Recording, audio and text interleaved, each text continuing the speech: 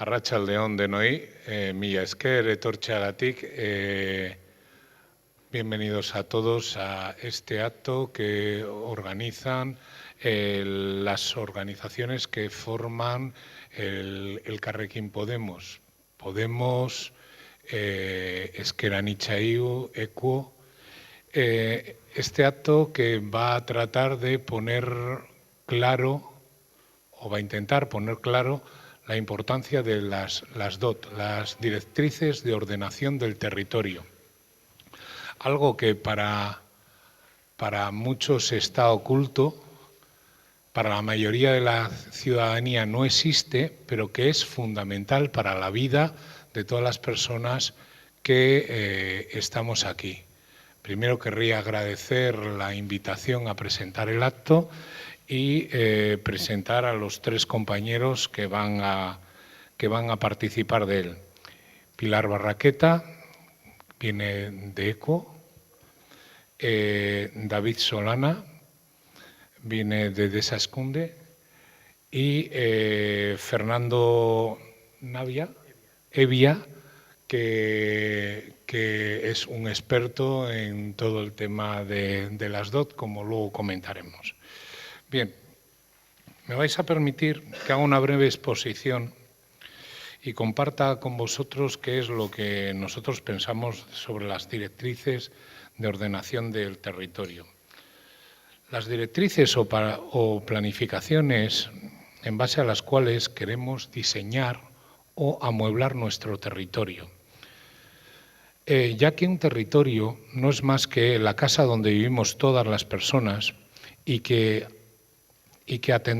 tiene que atender a las necesidades de quienes lo habitamos. Desde mi modesto punto de vista, es ahí donde se realiza el mayor de los errores. Si queremos planificar nuestra casa, nuestro territorio, lo primero que debemos pensar es cómo queremos y para qué la queremos, ya que no será lo mismo una casa para una persona que una casa en la que viva una familia amplia. De la misma forma, no vemos igual un territorio dependiendo si lo pensamos desde el punto de vista capitalista y neoliberal, que solo si hablamos de un territorio desde un punto de vista de la sostenibilidad. Y es ahí donde no se ha realizado una reflexión compartida. Primero deberíamos de haber pensado qué tipo de territorio queremos tener, qué tipo de territorio queremos compartir y luego diseñarlo. Bien, para Ezker Anitzaiu, conceptos como la idea de huella ecológica no se utilizan, no porque no existan, sino porque no existen en un modelo de consumo determinado. ¿Cuánto necesitamos para cultivos, para pastos, para bosques o en ecosistemas acuáticos para producir los recursos que necesita la población? ¿Y cuánto se necesita para poder asimilar los residuos que se producen? Eso en un estado, en un ambiente o un diseño de territorio sostenible. Eso no se ha pensado. Desde Ezker Anitzaiu hemos denunciado, al igual que otros con los que hoy nos encontramos aquí, que estas nuevas DOT proponen para Euskadi un modelo territorial establecido por las anteriores DOT, actualizando algunos de sus contenidos, incorporando elementos que a lo largo de estos años han cobrado importancia, pero que es un modelo completamente acrítico, donde la repetición de infraestructuras en cada territorio de la CAP produce un consumo de territorio y no está aparejada a estudios de necesidad, sino que es una política del yo también quiero. Yo quiero tener un aeropuerto porque este lo tiene, yo quiero tener un puerto porque este lo tiene, y no hemos hecho un puerto en Álava porque no se le ha ocurrido a nadie. Cuando lees los documentos de las DOT, sorprendentemente, cuando habla mucho de movilidad sostenible, de la atención al paisaje, del reciclaje en el territorio, de la limitación de procesos de artificiación, pero cuando te metes en profundidad en el documento, ves que todas esas buenas ideas que aparecen en algunos preámbulos desaparecen y el modelo vuelve a ser un modelo de consumo de territorio insostenible, que insiste en el mismo modelo que ha generado el gran consumo de territorio de las últimas décadas. Y es un modelo que no es sostenible.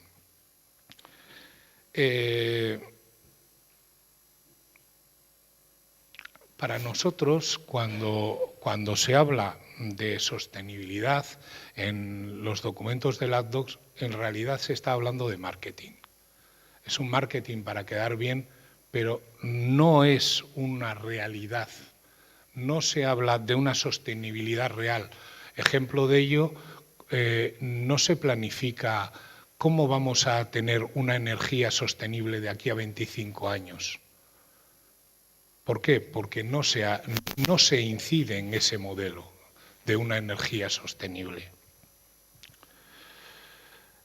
Sin embargo, el concepto de Euskal Hiria, lejos de repensar los modos de vida, hace hincapié en un modelo obsoleto marcado por la agenda neoliberal, hablando de la CAP como una ciudad-región en un contexto internacional y recalcando expresamente la importancia de las empresas en un proyecto de globalización y de mercado único.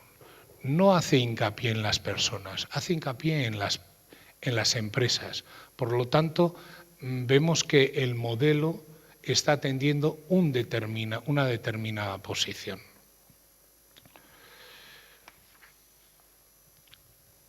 Creemos que es incompatible hablar de estrategias de movilidad sostenible y seguir sosteniendo el TAP frente a modelos de conexión más cercanos y de mayor incidencia social.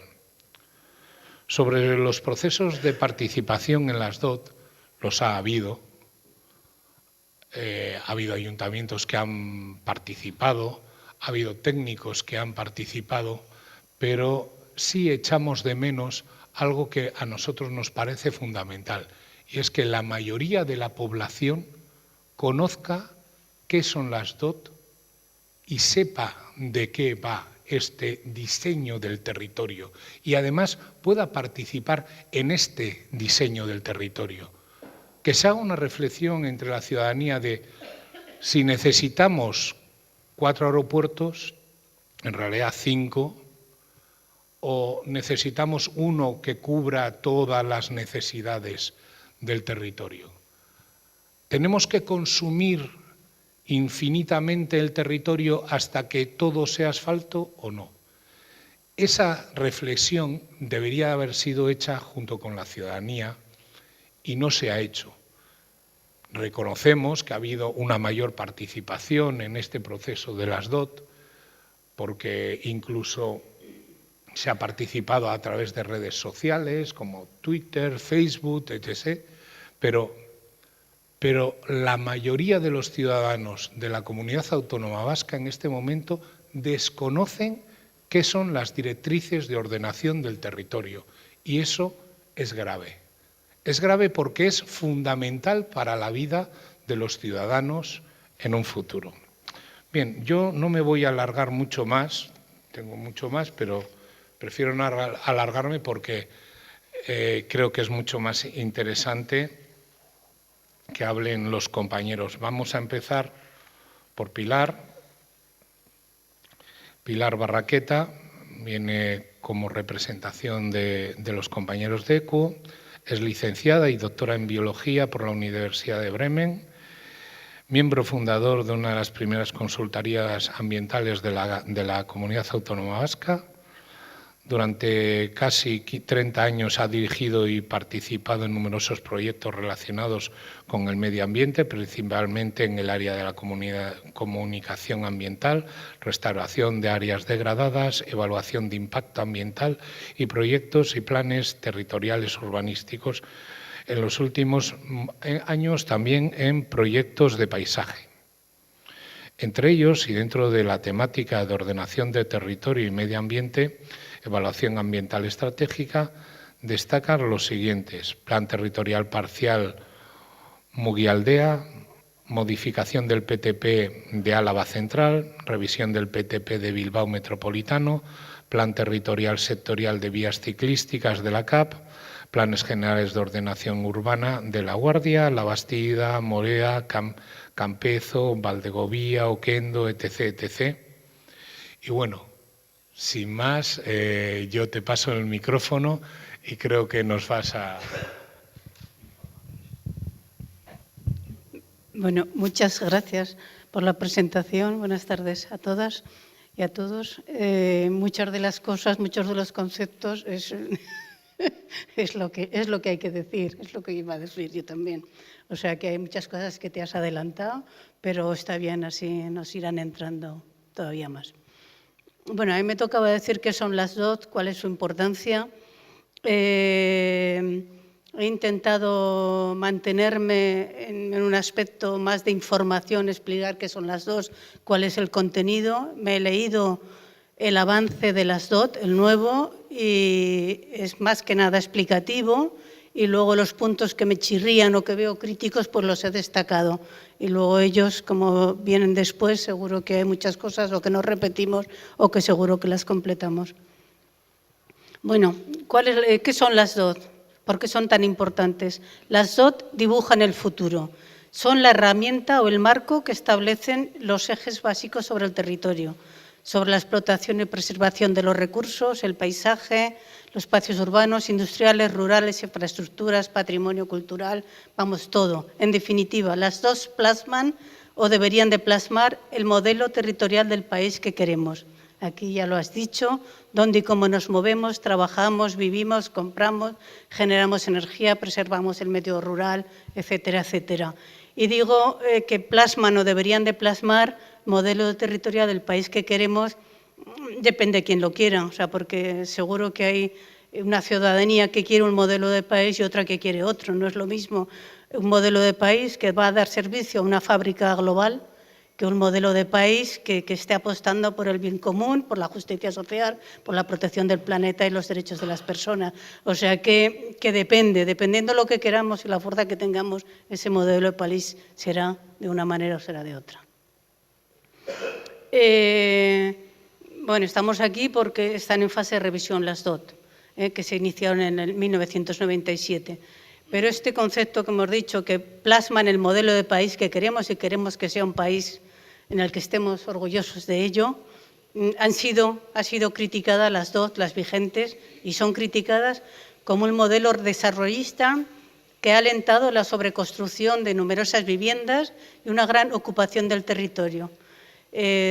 Todas habréis visto la urbanización dispersa y de baja densidad que hay por todos los sitios, polígonos industriales, centros comerciales, parques tecnológicos en medio de la nada, ocupando sistemáticamente espacios agrarios y naturales y favoreciendo la movilidad obligada. No se han diseñado una universidad, un parque tecnológico con un transporte público, sino ahí se diseña en medio de la nada y hay que ir con coche. Eso es movilidad obligada. Además de infraestructuras viarias y ferroviarias que han sido fuertemente contestadas. Nombrar al tren de alta velocidad, nombrar la Supersur, nombrar tantas otras variantes que quizá no eran tan necesarias. Un ejemplo lo tengo aquí, estas son las, si alguien tiene interés, están aquí en grande, para echar un vistazo del modelo, el vigente de las dos, el que está ahora en revisión. Esta es la imagen del modelo de síntesis. Aquí luego veremos las novedades. Destacan estas manchas grises, son los parques naturales, los espacios protegidos, esto es Urdaibai. El sistema de ciudades es lo que planifican las DOT, una serie de ejes de centros de innovación, de ejes de desarrollo industrial y grandes infraestructuras. Esto es un poco el modelo de las DOT, que como están en revisión y está planificado que para el año que viene, 2018, se aprueben definitivamente, ya las vamos a heredar, porque ahora lo comento más adelante, que el punto de partida son estas DOT. Pero ahora, a nivel informativo, para que veáis un poco la cascada, cómo es esto de las DOT y para quien no lo sepa o que no esté al tanto de estas cosas, todo esto emana de la Ley 4.990, Ordenación del Territorio de la CAP. A partir de ahí se aprueban estas primeras directrices en el 1997, que son las que están actualmente en revisión.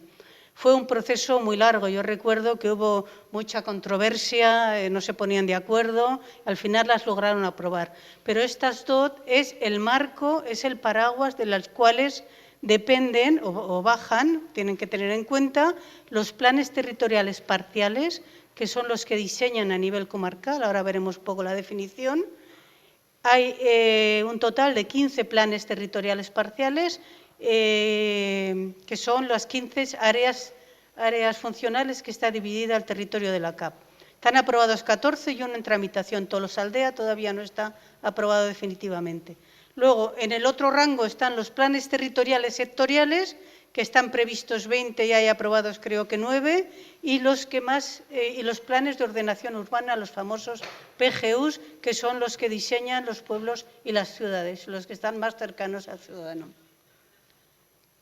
¿Qué función tienen estos PTPs, PTS y planes generales? Bueno, los PTPs están por encima de los PTS, los planes generales, el modelo socioeconómico, el modelo de vivienda, las infraestructuras, el tipo de actividades económicas en cada área funcional. Ahora os enseñaré una imagen de las áreas funcionales si no las sabéis. Los PTS son planes territoriales sectoriales y planifican el territorio desde los sectores, como dice el nombre, sector la red ferroviaria, el litoral, las zonas húmedas, los espacios protegidos, las carreteras, el agroforestal. Hay unos que tienen mucha más relevancia en el territorio que otros. Y los planes generales son los que definen el modelo urbanístico de los municipios. Estas son las áreas funcionales, hay 15. Nosotros estamos en la del Bilbao metropolitano, una de las más grandes, el área central. Y los objetivos de revisión de las DOT, el punto de partida de esta revisión de las DOT es que asumen el modelo del 1997, o sea, lo dan por válido. Entonces está ya prácticamente decidido, ya no decidido, está casi ejecutado el modelo desarrollista de las DOT, el vigente. O sea, ya es que por mucho que quisieran abarcar, ya casi no les queda un espacio razonable y aún así hay proyectos y propuestas de ampliación y de ocupación del territorio.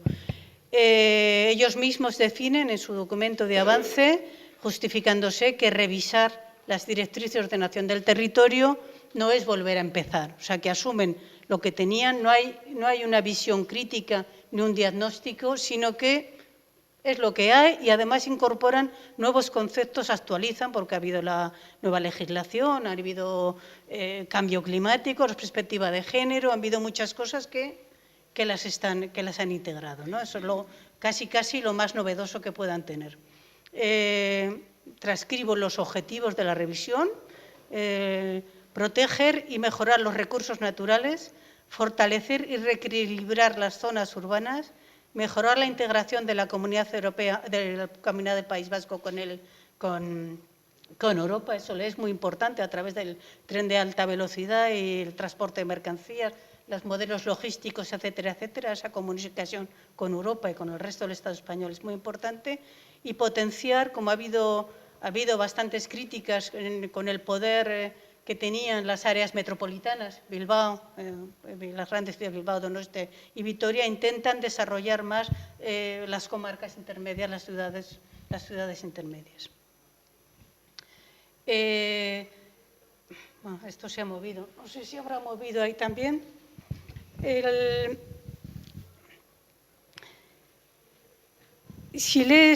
Cuando se lee el avance o el documento base de las DOT, Yo creo que la mayoría de nosotros puede decir, qué bien, qué grandes palabras, ¿no? Si se cumplen, estamos en un país de fantasía. Las bases del modelo territorial, territorio inteligente, un territorio 4.0, 8.0, yo qué sé lo que será esto, pero bueno, suena muy bien. Territorio sostenible, inclusivo, equilibrado, interrelacionado, participativo. Está bien, estamos todos de acuerdo, pero ¿qué hay detrás? ¿Qué hay detrás? El participativo, como ya has comentado, ha habido una participación. Yo no he participado, pero ha habido mucha gente que ha participado. Pero el documento base que se presentó en el 2015 vino ya redactado desde la Administración. O sea, ya se asumió el modelo de 1997 y luego nos dejan participar, pero bueno, ¿de qué color quieres que pintemos este edificio? O poco más. Un poco engañoso. Pero bueno, las bases del modelo territorial que proponen es medio físico, infraestructura verde, luego las desarrollaré un poquito. Hábitat rural, hábitat urbano, paisaje, gestión sostenible de los recursos, agua, energía, economía circular. Bueno, grandes nombres que estamos todos de acuerdo, grandes conceptos que nos dicen, pues qué bien que vamos a avanzar en esta dirección. Movilidad y logística, cuestiones transversales, ya he comentado, género, euskera, cambio climático, accesibilidad y temas de gobernanza. Si queréis cualquier cosa, preguntar o algo que no entendáis o que queramos que se incida, me interrumpís y lo comentamos. El medio físico es el territorio en el que vivimos, ¿vale? Es el medio rural, el suelo no urbanizable. ¿Qué objetivos tienen para el suelo no urbanizable, para el medio físico? Maravillosos. Garantizar un uso sostenible del territorio, no comprometiendo los recursos disponibles para las generaciones futuras y contribuyendo a la eliminación de desigualdades. Maravilloso. Definir para cada espacio una vocación del territorio y regula los usos más apropiados. Si son zonas protegidas, pues el uso que se les va a dar va a ser unos serán prohibidos, admisibles, etcétera. Luego mostraré la matriz para que os deis un poco idea de qué. Y otra cosa que sale, pero aquí se me ha ido. Pero bueno, vamos a seguir porque si no he preparado muchas cosas, o sea que he preparado demasiadas cosas. La ordenación del medio físico que regula el suelo no urbanizable, luego hay un dato, el suelo artificializado es alrededor del 7% de la CAP. O sea, lo que quiere decir que el 93% del territorio es suelo rural, de un tipo o de otro, agrario. Ordena el medio físico y esto es vinculante para el resto de los instrumentos de planificación territorial, para los PTPs y para los planes generales. Tiene 6 categorías de ordenación: especial protección, mejora ambiental, forestal. Lo único que cambia esto que tengo rayado aquí, no sé si lo veis, sin vocación de uso definida, o sea, que estaba en las dos vigentes. El resto es igual, o sea, que no ha cambiado casi nada. Lo asume, pero lo asume de verdad. Y lo único que incluye el concepto de infraestructura verde, que en realidad tampoco es nuevo, porque son los espacios naturales que ya teníamos antes. Lo que pasa que ahora tenemos muchísimos más, han pasado 20 años y se han declarado la Red Natura 2000, que son bienes, obligaciones europeas. O sea, que no hay grandes cambios. Lo único que han introducido en la ordenación del medio físico, los corredores ecológicos, que conectan los ecosistemas naturales y los parques naturales. Una idea de la matriz de ordenación del medio físico, que también están las directrices vigentes. Estos son, las categorías de ordenación que acabo de mencionar, aquí a la izquierda, y arriba son los usos que permiten. Y estas son vinculantes para el desarrollo, para los planes municipales, los planes generales y para los planes, los PTPs. O sea, que se dicen, y aquí destacar que prácticamente se permite todo en todas las categorías, excepto, antes también, o sea, que no hay prácticamente nada nuevo, excepto la vivienda, la edificación aislada en el medio rural. Esa está prohibido en todas las categorías. O sea, no está permitido hacer un chalet en el campo, excepto si se dedican, si está justificado y además tienen que cumplir una serie de requisitos y se van a dedicar a las actividades agrarias. Entonces, sí que se puede construir en el no urbanizable. Y como lo he dicho, lo único nuevo es lo que está marcado aquí en rojo, que introducen, cosa que no estaba en la matriz anterior, los corredores ecológicos, que conectan los parques naturales y las áreas de interés. Un elemento nuevo, más que nuevo es la manera de decirlo, es la infraestructura verde, que antes eran los espacios naturales protegidos. Ahora le llaman la infraestructura verde, es un poco más amplia, recoge los corredores ecológicos, pero básicamente es lo mismo. A nivel de infraestructura verde, solamente os enseño esta imagen. Ahí están las manchas más grandes, son los espacios protegidos, parques naturales, biotopos protegidos, Red Natura 2000, las zonas húmedas protegidas. Bueno, tenemos cantidad de tipos de protección de parques naturales y las rayas que los unen son las denominadas corredores ecológicos, que aquí solamente están rayados, no tienen ese tamaño, eso ya se define más adelante. Otro concepto que introducen también, ¿cómo no vamos a estar de acuerdo? Los servicios de los ecosistemas, en los espacios naturales, los bosques, los suelos agrarios, no solamente nos dan alimentos o no solamente nos dan madera un bosque, sino limpian el aire, producen sosiego, son buenos para el paisaje. Este concepto de los servicios de los ecosistemas lo introduce. Y lo introduce, pero no dice cómo y no dice cómo se ha de articular, ni ha de ser vinculante, ni nada. Y eso es uno de los problemas más serios que le veo, que hay cantidad de temas interesantes que estaremos todas de acuerdo, pero no hay mecanismos de articulación para que eso se cumpla. Ya os lo he comentado, no, esto no lo he comentado, el 23% del territorio de la CAP está incluido en alguna figura de protección, sea parque natural, sea biotopo protegido, frente al 9,7% que había en las directrices de 1997. Ha habido se ha ampliado considerablemente los espacios protegidos. Aquí, uno de los temas más críticos que yo veo, he comentado que hay muchas cosas que encantadas de que de verdad se cumplieran y que no sean un canto al sol, ¿no?, estos documentos. Pero, sin embargo, el hábitat rural, aunque ponen que tiene el principio rector de visibilizar el medio rural en la ordenación territorial, no es tal. No le dan la importancia que debería tener el medio rural, tanto por la soberanía alimentaria, por la alimentación de cercanía, por la cantidad de servicios que nos dan, ¿no?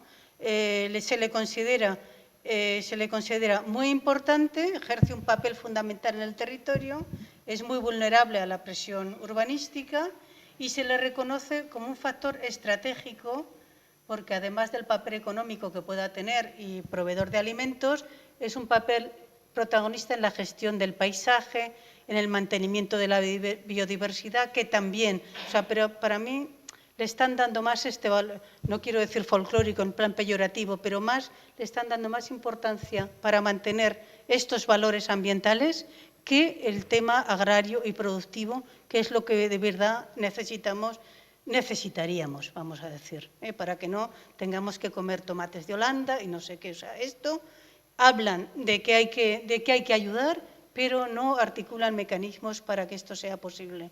Y un detalle simplemente, porque no me dará tiempo, hay muchísima información, o sea que no voy a poder decir todo. Para que veáis la poca relevancia que le dan al mantenimiento del suelo agrario, que es el 93%, suelo agrario no, suelo no urbanizable, no serán forestales, estos serán agricultura, estos serán parques, ríos, etcétera, etcétera.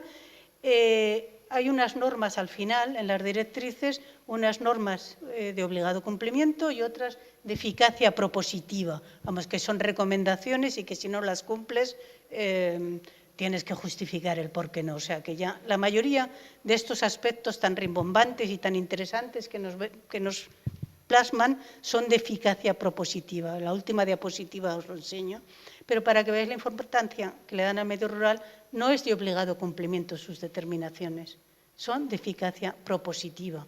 Un elemento tan importante que es el 93% del territorio y que sería súper importante ponerlo en valor, crear empleo agrario, tiene muchos problemas estructurales, envejecimiento. Sí, voy a ir pasando, pero esto me parece que es muy importante, que hay que incidir y que hay que reivindicar que el suelo agrario hay que ponerlo en valor. Me paso los objetivos y a los... bueno, pero voy a volver a una cosa. Aquí al final, no sé si se ve, desarrollo de la segunda residencia. Es un tema que en las directrices vigentes están. En los núcleos de acceso al territorio planificaron muchos municipios de segunda residencia. No lo han quitado en este avance. No lo han plasmado en una cartografía, pero lo van a repensar. Esto es otra de las cosas que hay que incidir para que una necesidad de una segunda residencia, ocupar más territorio cuando la mayoría de la población no tiene ni una primera o tiene dificultades para pagar una primera. O sea, esto es, pues hay elementos que hay que incidir. El hábitat urbano vais a pasar vosotros, pero sin embargo, las grandes palabras, los principios rectores, optimizar la utilización del suelo ya artificializado y evitar el crecimiento ilimitado. O sea, no, dicen que no quieren crecer, pero sin embargo nos hablan de los ejes de transformación. Esos van a ser áreas de crecimiento. Y si en los ejes de transformación vigentes, que son los viarios, los continuos urbanos que hay entre pueblos con zonas industriales, pues esto, si antes había, no sé cuántos están ahí, que hubiera 5, ahora hay por lo menos 12 o 14 de ejes de transformación viarios. Estos son los en los que promueven la transformación de suelos industriales, protegiendo naturalmente los corredores ecológicos, corredores transversales, pero ampliando todos estos corredores. Muchos de ellos son nuevos, Azpeitia, Zarauz, Arrasate, Mondragón hasta la costa, este de Gasteiz también se ha ampliado. Bueno, proponen zonas de ampliación de suelos industriales y comerciales. Y esto a mí me parece, sobre todo, estos ejes de transformación ocupan los valles, excepto en Álava, que son zonas más amplias. Aquí son valles estrechos, la mayoría, pasan los ríos, la ocupación del territorio está en los valles, el desarrollo industrial también ha sido en los valles y ahora los quieren colmatar todavía más. No le vamos a dejar espacio a la naturaleza, a los ríos que necesitan llanuras de inundación. O sea, que eso es otra de las propuestas no nuevas, pero que las han ampliado más de lo que había en las vigentes. Como he dicho, hay muchísimas cosas interesantes, todas las que vengo aquí, de protección del paisaje, la gestión sostenible de los recursos, agua, energía, economía circular. Todo esto lo tienen en cuenta, son grandes propuestas muy interesantes, pero que si se quedan solamente en un discurso porque el papel lo aguanta todo, ahí no hemos ganado nada. Ahí hay que incidir, estar atentos. Acabo porque hay una cosa que me parece que es interesante. En el tema energético hablan de eficiencia energética y renovables, esa va a ser la estrategia, ya veremos lo que piden porque no está nada delimitado, pero aquí, al final, no sé si lo veis ahí, en un apartado de extractivas, no sé si a alguien se le ha ido la mano o alguien no se ha dado cuenta, pero pone esto. Se debiera descartar la búsqueda de fuentes de energía no renovables, no convencionales, y se desaconseja en concreto el desarrollo de la fractura hidráulica. Quiere decir que desde las I+D están desaconsejando el fracking. Yo no sé si aquí no se han dado cuenta o a alguien se les ha escapado, a alguien se le ha colado, pero ahí está, no lo sé, bueno, está bien.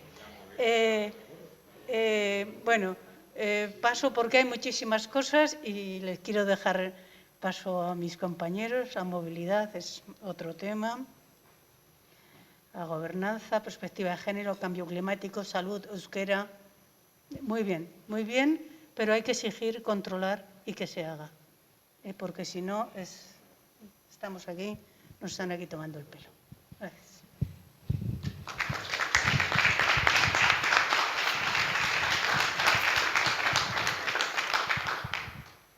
Gracias.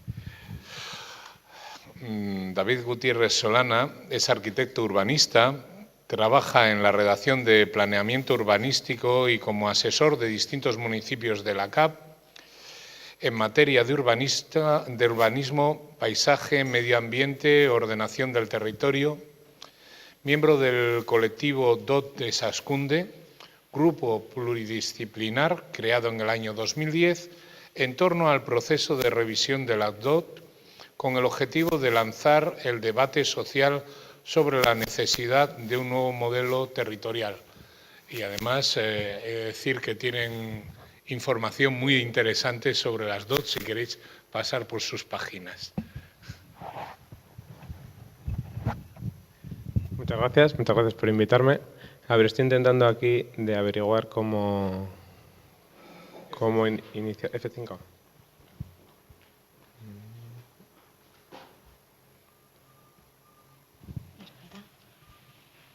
¿Dónde era? Ha desaparecido. Ah, vale. ¿Cómo es? Ya lo Espera, que me he puesto la gafa. ¿Dónde está el F5? Ahí. Es que hay que darle al rojo de abajo. Listo. Bueno, muchas gracias por invitarme. Bueno, algunos de los aspectos que tenía pensado mencionar, la verdad es que ya han sido mencionados previamente, tanto en la introducción como por Pilar. Así que voy a centrarme igual en algunos aspectos específicos más concretos que yo creo que son muy relevantes en este proceso de revisión que se encuentra en curso. Por un lado decir, como se ha destacado, que las directrices de ordenación del territorio no son unas directrices simplemente, sino que en realidad lo que debería, bueno, sí son unas directrices, pero lo que debería ser realmente es un plan de país, un plan en el que realmente se puedan coordinar todas las políticas territoriales con la afección que le suponen pues, tanto al territorio en su conjunto como a las personas. Este es el esquema normativo que ha explicado Pilar, en el que están las DOT, que digamos, marcan el plan de toda la CAP. Por debajo, como ha mencionado, están los PTPs, que tienen un carácter comarcal, es decir, definen la ordenación de las comarcas o de las áreas funcionales. Los PTS, que definen las políticas sectoriales, en carreteras, en trenes, en temas forestales, etcétera. Y por debajo están los planes de ordenación. Y debajo, que lo hemos puesto en pequeñito, digamos, están las personas, que son un poco los grandes olvidados de toda esta jerarquía normativa. Pero además, lo vuelvo a repetir, aunque ya le haya explicado Pilar, porque algo muy relevante de esto es que los PTPs, al tener un carácter, digamos, más local o comarcal, los hacen las diputaciones. En cambio, los PTS, que regulan temas concretos, como pueden ser los temas ferroviarios, carreteras, etcétera, se hacen a nivel de gobierno vasco. Entonces, luego explicaremos cómo con un documento actual como el de las DOT que tenemos, que es un documento realmente que no tiene casi ninguna determinación vinculante, son unas meras directrices que no obligan a nada, realmente donde se están tomando las decisiones es en el escalafón inferior, que es en los PTPs y en los PTS, con la descoordinación que se produce porque realmente no las están tomando ni las mismas administraciones ni se está analizando a la vez el mismo ámbito de territorio de manera transversal. Entonces, bueno, como bien ha dicho Pilar, digamos, las DOT se basan en los objetivos que vienen de la Ley de Ordenación del Territorio. ¿Cuáles serían estos objetivos? Estas palabras bonitas. El objetivo principal, digamos, de un plan de país es, proteger a las personas y luego lograr un equilibrio entre todas las necesidades y en el ámbito de las actividades económicas que tanto marca el territorio, lograr unos equilibrios. Un territorio equilibrado sería un territorio que tenga áreas naturales relevantes, que tenga zonas forestales, que tenga zonas agrarias donde se puede desarrollar el sector primario, que tenga unas unas zonas de actividad económica proporcionadas a las necesidades y que tenga unas zonas residenciales y de vivienda proporcionadas a las necesidades, con unas infraestructuras mesuradas y que sirvan para dar respuesta, digamos, a las necesidades de la población. Este sería, en principio, el modelo. ¿Qué ocurre? Que, bueno, ya desde el 97, realmente el modelo de ordenación del territorio se basa en unas DOT que no tiene casi ningún parámetro vinculante. Pilar explicaba bien que la matriz de usos es vinculante, pero es una matriz de usos que permite todo. O sea, que es una vinculación que no vincula, porque permite todo. Realmente la única herramienta de las DOT que es vinculante y que ha condicionado mucho digamos, la realidad física y los planeamientos de los pueblos es la fórmula de cuantificación residencial, que luego la va a explicar Fernando con detalle, pero que tiene una cosa, aunque luego la explique con detalle, que es extremadamente grave, que es que obliga a los municipios a crecer, aunque ellos no lo deseen. Es decir, si un pueblo en la CAP dice, yo de los siguientes 8 años, porque los planes generales de los municipios son para 8 años, ¿no? Yo en los siguientes 8 años me voy a dar un tiempo, tengo mucha vivienda vacía, y es que no voy a hacer nuevas viviendas porque me voy a centrar durante 8 años en tratar de reutilizar el patrimonio construido que tengo. Pues de gobierno vasco le dirían, no, es que tú tienes que hacer 500 viviendas, porque hay una fórmula aquí que dice que el mínimo que necesita la sociedad, según mis cálculos socioeconómicos, el mínimo que necesita tu pueblo son 500 viviendas. Entonces, le digo, hombre, ¿por qué no me puedo permitir yo durante 8 años, digamos, desarrollar mis políticas municipales? Sobre todo porque estoy haciendo una política que es reversible, que si me equivoco, pues bueno, ya tendré la oportunidad de corregirla. Parece ser que ese aspecto, y bueno, luego lo explicará Fernando con más detalle, y ese aspecto ya se está diciendo en prensa que se va a retirar de las futuras DOT, pero ha sido el aspecto vinculante que más ha condicionado realmente el territorio de estas DOT, más allá de lo que ha supuesto precisamente su poco carácter vinculante. Entonces, ¿qué le ocurre a un territorio cuando ese equilibrio que decíamos que tiene que haber entre sectores no lo tiene? Porque no hay un plan de país que marque esos equilibrios. Pues que los intereses económicos son los que dibujan el territorio. Entonces, si nos fijamos en el territorio que hemos heredado, es un territorio que no tiene áreas naturales, o sea, los bosques naturales realmente tienen una superficie muy baja, porque había un interés económico muy fuerte que ha sido el sector forestal. El sector forestal ha sido un interés económico muy fuerte que ha dejado las áreas de bosque natural, exceptuando lo que son zonas naturales ya protegidas. Hay muchos pueblos que no tienen ni un solo bosque autóctono porque tienen todo plantaciones de eucaliptos o de pinos. Ese interés económico, que era el forestal, también ha invadido las zonas agrarias, porque en este momento socioeconómico las zonas agrarias, pues como sabemos, vivimos en una economía globalizada y bueno, prácticamente todo lo que comemos lo importamos, con lo cual las zonas agrarias tampoco tenían un input económico para defenderse de esa extensión del modelo forestal. Y desde abajo la presión ha venido también dada pues, por otros inputs económicos, como ha sido la extensión de actividades industriales, actividades económicas, una burbuja inmobiliaria en lo residencial pues, que ha tenido unas dimensiones grandísimas, con lo cual la foto que tenemos del territorio es que, digamos, han sido las presiones económicas las que han ido configurando un territorio que no tenía un plan de país que protegiera a las personas y a los territorios de los inputs económicos de cada momento, que es la finalidad que tiene. Y bueno, por otro lado, la otra característica fundamental, como se veía en las fotografías que mostraba Pilar, pues que es un territorio que las DOT, la imagen de las DOT que veíamos, son unos diagramas con el territorio en blanco, unos diagramas de dónde van a ir las principales infraestructuras, pensando en una estrategia competitiva de entrar en ejes internacionales económicos que van a mejorar la economía, zonas logísticas, etcétera, etcétera, etcétera. ¿Qué hemos perdido ahí? ¿Qué hemos perdido con ese salto de modelo económico? Hemos perdido la relación con el territorio.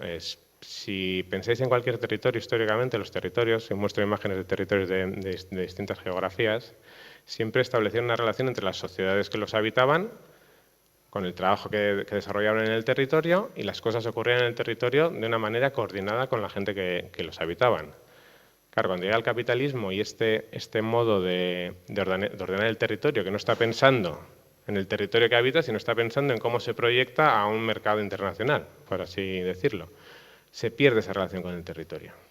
Entonces, realmente hemos vivido planeamientos que no tenían en cuenta el soporte. El soporte era el territorio y las personas que vivían en ellos. Eran como grandes ejes o proyectos que flotaban sobre el territorio. Perdón. Bueno, las DOT se aprobaron en el año 1997. Desde entonces hemos vivido pues, bueno, un modelo desarrollista durísimo, una burbuja inmobiliaria que desde luego la CAP no se ha librado. Y bueno, cuando se ve cuáles serán algunos de sus objetivos, pues bueno, aquí lo vemos, ¿no? Lograr un territorio competitivo para la producción en el nuevo contexto internacional de espacios económicos en competencia por la atracción de inversiones innovadoras. Claro, cuando estas son las premisas, pues claro, el territorio que heredamos, responde a las premisas que se habían planteado. Pero claro, más alarmante es que después de todo lo que hemos vivido, sigan siendo estos los objetivos de nuestro siguiente plan de país. Entonces, bueno, como reflexión, decir que nosotros promulgamos que tiene que haber un planeamiento fuerte, un planeamiento a nivel de país, donde cada una de las decisiones se tome de manera consensuada y de manera transversal. Digamos, el TAP, ¿no? Que muchos coincidiremos en que su trazado es absolutamente inadecuado, que no responde, digamos, a vertebrar territorios, sino solo a unir grandes centros de grandes áreas metropolitanas. Pero además, lo grave en el caso del TAP, y con eso podríamos poner otros ejemplos, es que la decisión se tomó solo pensando en el área del transporte. No hubo una reflexión de país, una infraestructura que nos va a hipotecar igual por generaciones, no hubo una reflexión de país a nivel de DOT, que es donde se tenía que haber tomado, de lo que suponía a todos los sectores, a todos los ámbitos de la sociedad. Entonces, bueno, las consecuencias de las DOT, bueno, yo creo que ya las ha explicado muy bien Pilar, pero ha sido un impacto muy grande en el territorio. En el momento en que fue el boom de los centros comerciales, el territorio se llenó de centros comerciales, la dispersión urbana por chalés ha hecho que todas las zonas fértiles con valor agrario, especialmente las vegas de los ríos, que son las zonas más fértiles por naturaleza, se hayan visto ocupadas, ha aumentado la movilidad obligada, etcétera, etcétera. Entonces, bueno, yo creo que podemos hablar de una situación prácticamente de colapso territorial. Querría destacar tres características del modelo que heredamos. Uno es la polarización en las grandes ciudades. Es un sistema pensado para reforzar, digamos, las inversiones en esas grandes ciudades que queremos que compitan a nivel internacional con otras ciudades. De ahí el título de la ponencia que decíamos, competición entre ciudades o cooperación entre pueblos, que entendemos que sería algo bastante más razonable. Esa polarización ha hecho que se pierda tejido de actividad económica y tejido social en zonas rurales, pero también en las ciudades medias. Realmente ha sido un modelo al servicio de las tres capitales. Por otro lado, el colapso de suelo. Como sabéis, tenemos una orografía particular. La llanada alavesa es distinto, pero tanto Vizcaya como Guipúzcoa tienen una orografía muy complicada y hay muy pocos suelos llanos.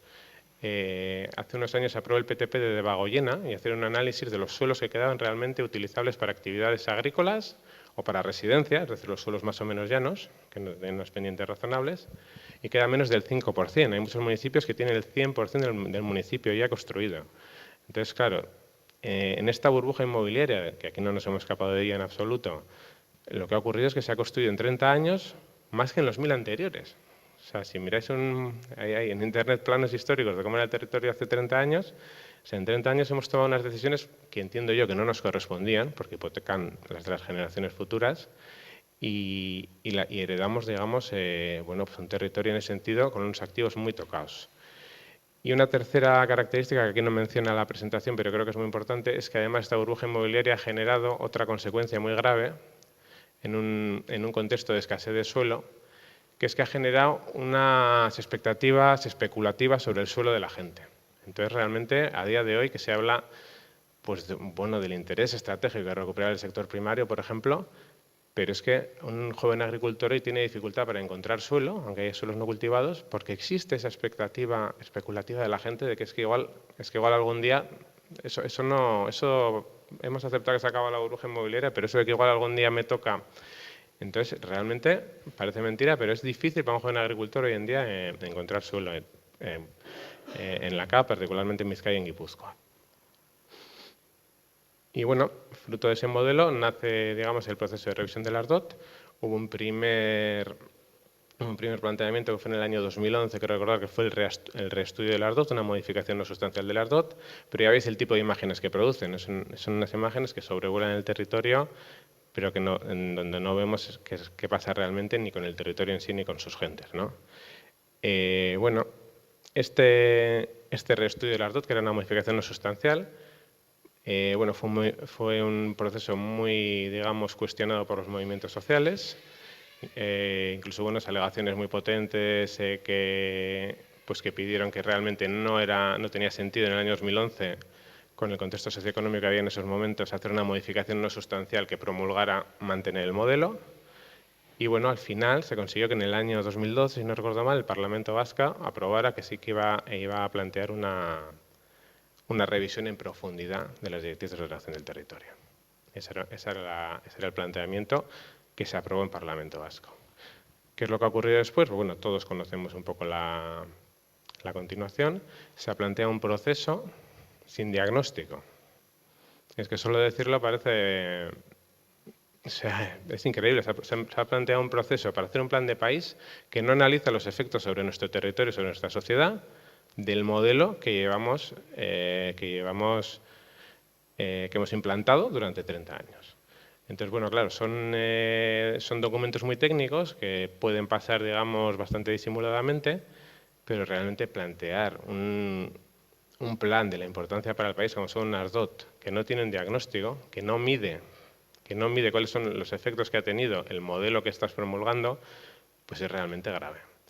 Entonces, al margen de analizar el documento en concreto, yo creo que la reflexión más importante es que como ciudadanos al final, pues qué postura debemos tomar ante una propuesta de nuevo modelo de país en el que ni siquiera se toma la molestia de decirnos, oye, cuáles son los efectos que ha tenido sobre nosotros el modelo, ¿no?, que se ha venido desarrollando.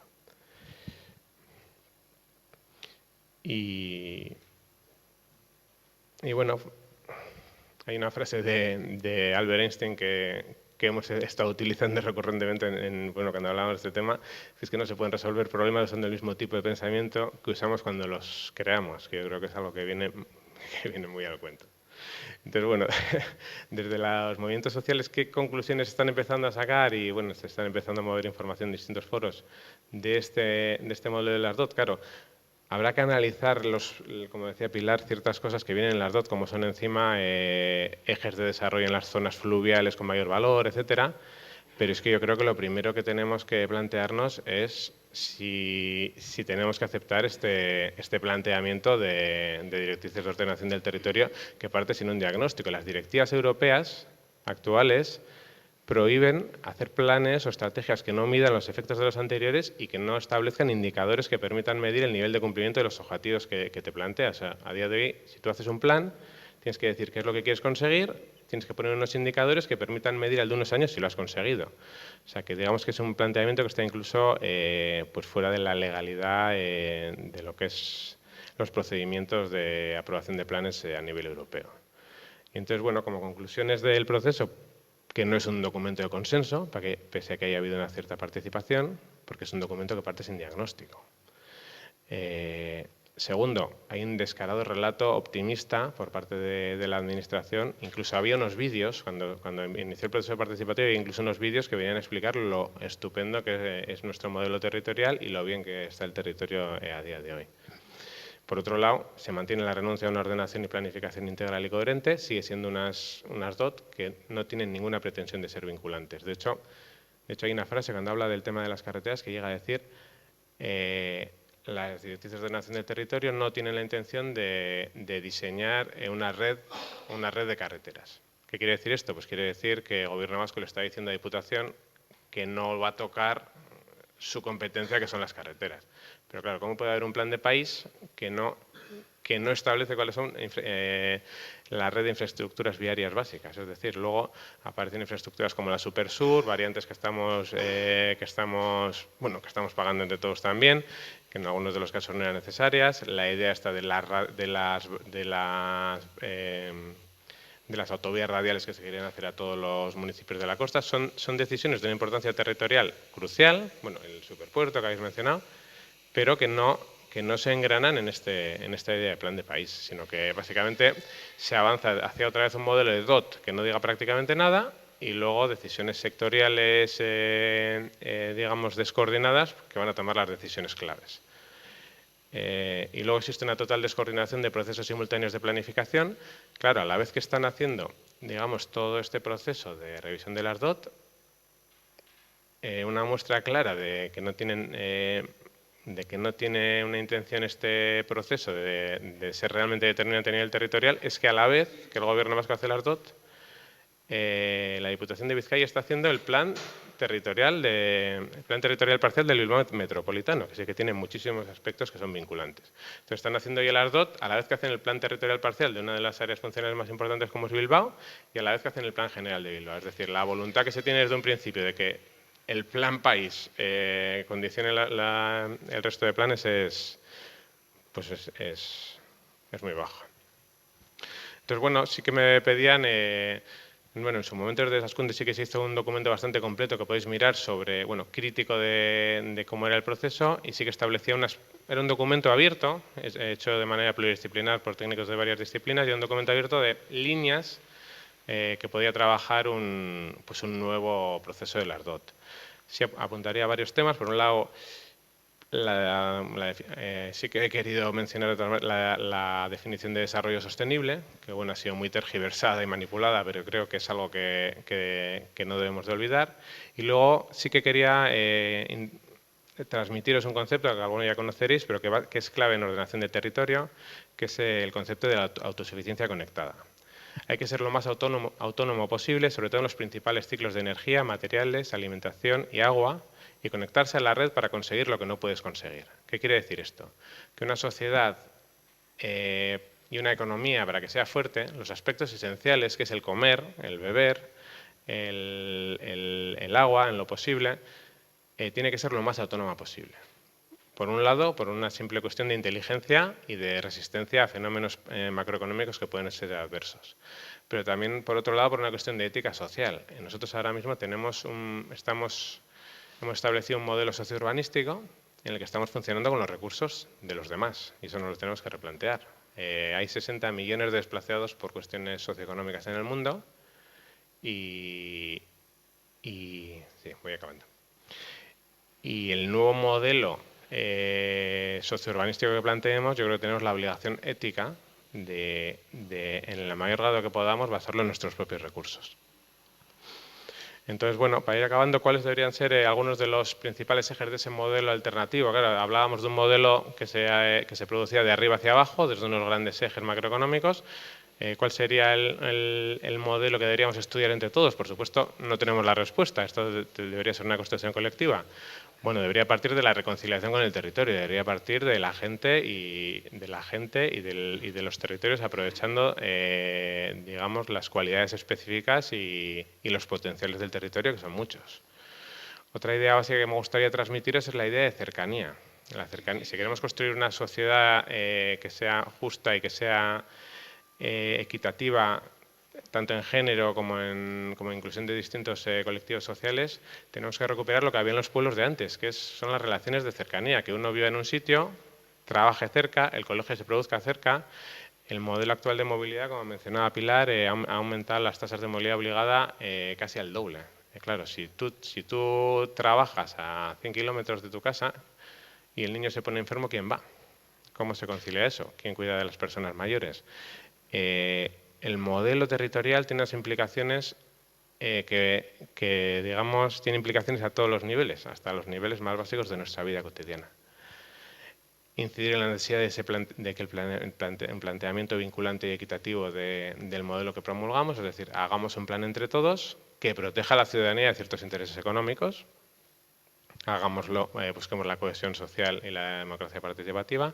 Cohesión social entendida como integrar todos los colectivos sociales, pero también cohesión social en el sentido de integrar el territorio. Es decir, ¿cuáles serían los modelos? Sería el modelo TAB versus modelo red de cercanía, si hablamos de tren. Modelo grandes empresas eléctricas que nos dan electricidad contra un modelo de cercanía de producción descentralizada, etcétera, etcétera, etcétera, ¿no? Soberanía alimentaria frente... Entonces, la cohesión social pasa por vertebrar territorio, porque esos pueblos y ciudades que están perdiendo actividad se recuperen.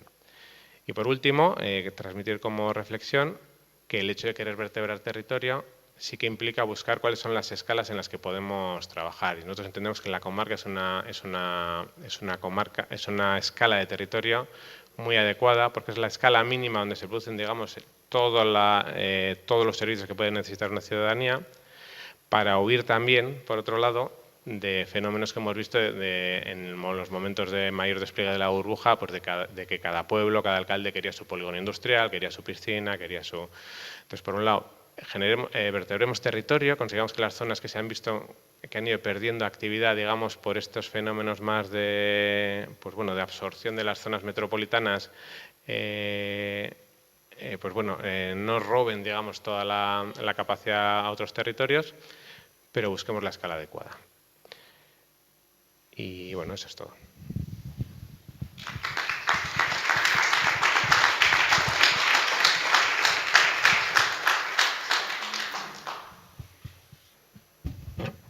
Bueno, Fernando Evia, arquitecto y especialista en planificación, me ha dicho que no lea todo lo que viene aquí, pero sí voy a comentar algunas cosas. Especialización en legislación urbanística, cursos de desarrollo en diferentes vertientes, planeamiento, gestión, disciplina urbanística. Miembro de la Comisión Técnica de EUDEL relativas a urbanismo y vivienda, consultor de IOBE, Sociedad Pública de Gestión Ambiental, para el estudio de la repercusión de nuevas normativas de gestión de residuos sólidos y de construcción. Miembro partícipe de la redacción de las leyes de suelo y urbanismo 2/2006, de aguas 1/2006 del Parlamento Vasco, así como del proyecto de ley de vivienda elaborado durante la pasada legislatura. Ponente invitado por el IVAP en la exposición de la Ley 2/2006 del suelo, de urbanismo y del Decreto de Desarrollo 105/2008 y de la nueva Ley Estatal de Suelo 8/2007. Consultor de la relación por IOBE, EUDEL, consultor de la UPV en los talleres sobre desarrollo urbano, participación ciudadana, miembro del taller de participación ciudadana organizado por el Ayuntamiento de Bilbao para la revisión del planeamiento general municipal, asesor de movimientos vecinales en diversas plataformas, presidente de Bechaide Elkartea, Asociación para la Ordenación Territorial Sostenible, entre otras muchas cosas.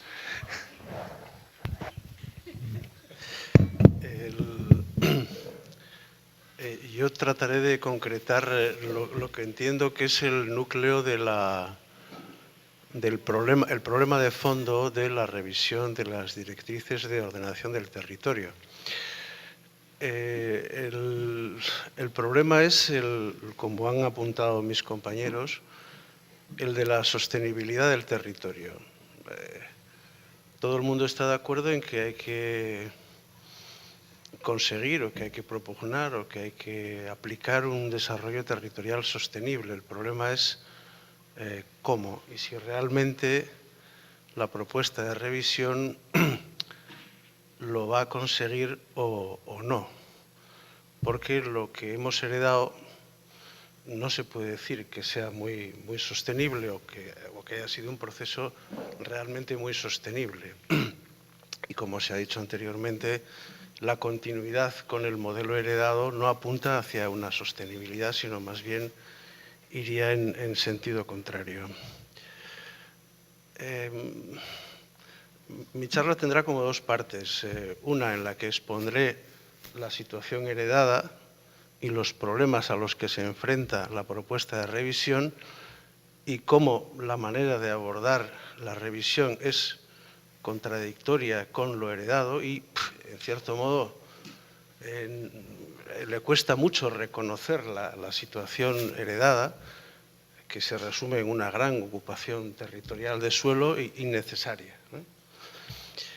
Y en la segunda parte, pues me atreveré a proponer 5 medidas de carácter vinculante para las DOT que sí que apuntarían en el sentido de la sostenibilidad, pero que la propuesta de revisión no propone. Bueno, alguna de ellas parece que sí. Es decir, en la primera parte expondré la situación a qué nos ha conducido el modelo insostenible de ordenación territorial y el modelo insostenible del sistema urbanístico español, que lo que propugna es una especie de tiene una concepción del suelo como algo permanentemente urbanizable, sin límite, cosa que los redactores de la última ley estatal vienen a decir que en el contexto europeo es una concepción extravagante, es decir, el suelo, en la medida en que es un bien escaso, no puede ser permanentemente creciente. El núcleo del problema de la revisión de las DOT está, como ha dicho sobre todo David, en que, bueno, tiene un efecto las DOT y tiene efectos en la medida en que sus contenidos, algunos de sus contenidos son vinculantes. El problema de fondo de la revisión, por tanto, será en qué medida lo vinculante apunta hacia la sostenibilidad o no. Paradójicamente, de las 11 determinaciones que la Ley de Ordenación del Territorio del País Vasco asigna en su artículo 6 a las directrices de ordenación territorial, solo 2,5, ahí he puesto 3, pero son 2 en realidad, son realmente vinculantes, porque la tercera no la hacen directamente las DOT, sino algún plan territorial sectorial. La primera cuestión que es vinculante es la definición de las áreas funcionales, que no es una cosa muy polémica, tienden a coincidir con las comarcas y efectivamente, como ha dicho David, la comarca es una buena escala de ordenación y no es muy cuestionable esa división en la medida en que se ajustan a los modelos comarcales que suelen ser muy operativos. Incluso las organizaciones sindicales se organizan comarcalmente, ¿no? He puesto 15 o 16 porque hay una de las 2 áreas funcionales que realmente está partida en 2, que es la de Guernica-Marquina, que abarca pues, Urdaibai más toda la zona de Marquina. Incluso esos son 2 áreas funcionales, aunque la reúna en una. Pero bueno, esa es la única, por así decir, distorsión comarcal que establecen las áreas funcionales. Pero bueno, la delimitación de las áreas funcionales, que es una de las 2 cuestiones realmente vinculantes de las DOT, pues bueno, se puede aceptar en la medida en que tiende a coincidir con la organización comarcal. Y luego, la gran determinación vinculante de las DOT, que obliga a todos los planes territoriales parciales, sectoriales y sobre todo a todos los planes generales de ordenación urbana municipales, es la cuantificación de las necesidades de vivienda. Este es el núcleo del problema, está ahí, en qué medida las DOT condicionan la cuantificación del crecimiento de suelo para ejecutar las necesidades de vivienda que desde la ordenación territorial máxima, que son las directrices de ordenación del territorio, se determina. Y luego hay una tercera cuestión que la pongo porque entre las 5 medidas que al final propondré, la última también tiene relación con esto, es la definición de los suelos rústicos de protección. Paradójicamente, la Ley de Ordenación del Territorio dice que las DOT tienen que definir cuáles son los suelos rústicos de protección, pero no lo hacen. En todo caso, delega esa función en el Plan Territorial Sectorial Agroforestal y lo hace de una manera bastante contradictoria, como veremos al final.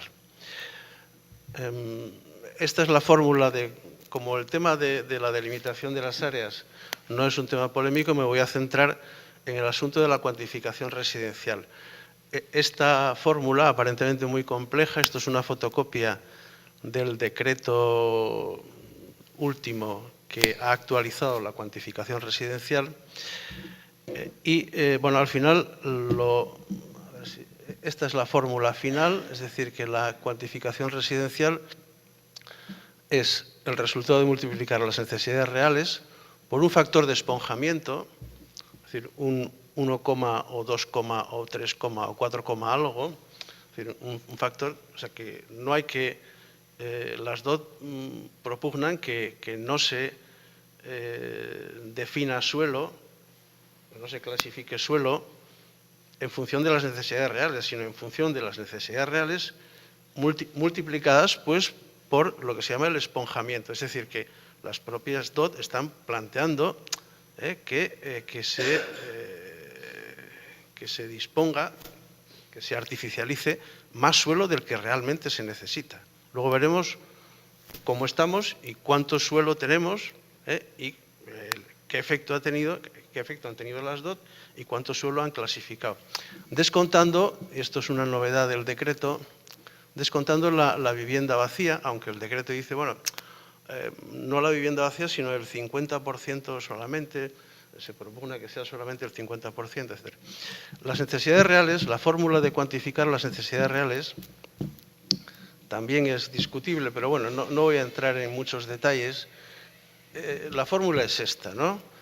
La corrección del modelo territorial, o sea, es una suma de varios componentes, no tiene demasiado interés, pero bueno.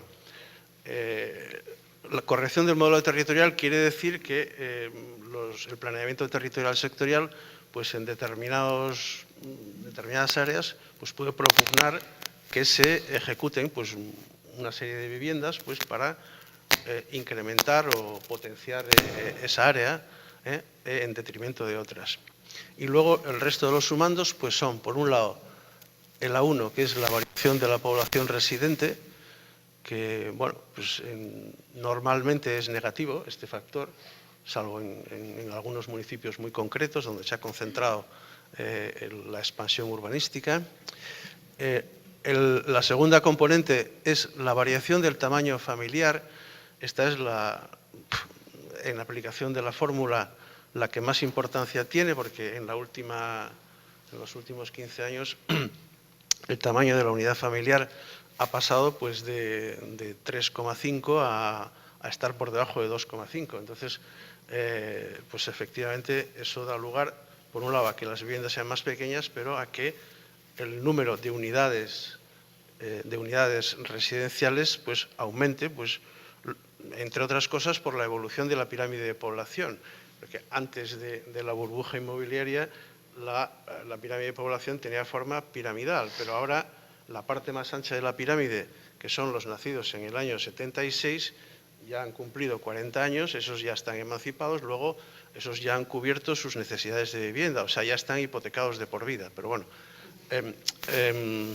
porque ese ha sido el efecto de la burbuja, ¿no? O sea, conseguir que los precios de las unidades de vivienda pues lleguen hasta el límite de la supervivencia, es decir, hasta el límite máximo de lo que pueden pagar una familia, un matrimonio con 2 sueldos hipotecándose durante toda su vida. Ese fue el límite, el techo, así se fijaron los precios durante la etapa de la burbuja inmobiliaria, y eso era un fenómeno perfectamente previsible porque se sabía qué pirámide de población se tenía, ¿no? El resto de los componentes son menos importantes. Este es el de la variación de la vivienda principal, la variación del coeficiente de vivienda secundaria y la variación de la vivienda ocupada. Bueno, al final de todas esas sumas da lo que son las necesidades reales, que es este NR que está aquí abajo, por un esponjamiento, y hay que descontar la vivienda desocupada. Esto es lo que propone el decreto 4/2016, que es la culminación del famoso proceso de revisión no sustancial de las DOT, el iniciado en 2011. Es decir, bueno, parece que se quiere un desarrollo sostenible y efectivamente fue muy polémico el que ir hacia un desarrollo territorial sostenible se hiciese con una revisión no sustancial del modelo de las DOT vigentes. Entonces, en 2015 el Gobierno aceptó que tenía que ser una revisión sustancial, pero el proceso de revisión no sustancial continuó y sin participación ciudadana ninguna.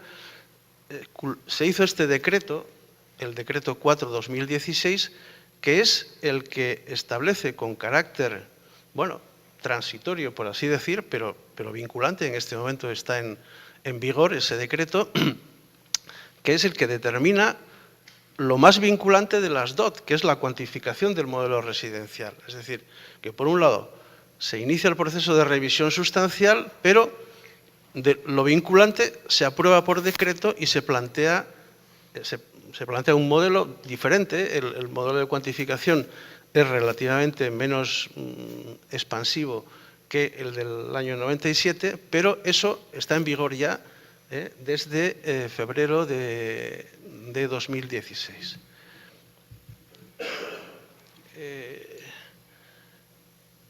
El mismo decreto establece una cuantificación. Es decir, el decreto no es solamente un decreto, sino que, porque una norma es una norma para ser aplicada, pero una norma no es una norma para decir cómo están las cosas. Las cosas están como están, no como tú dices que están con la norma.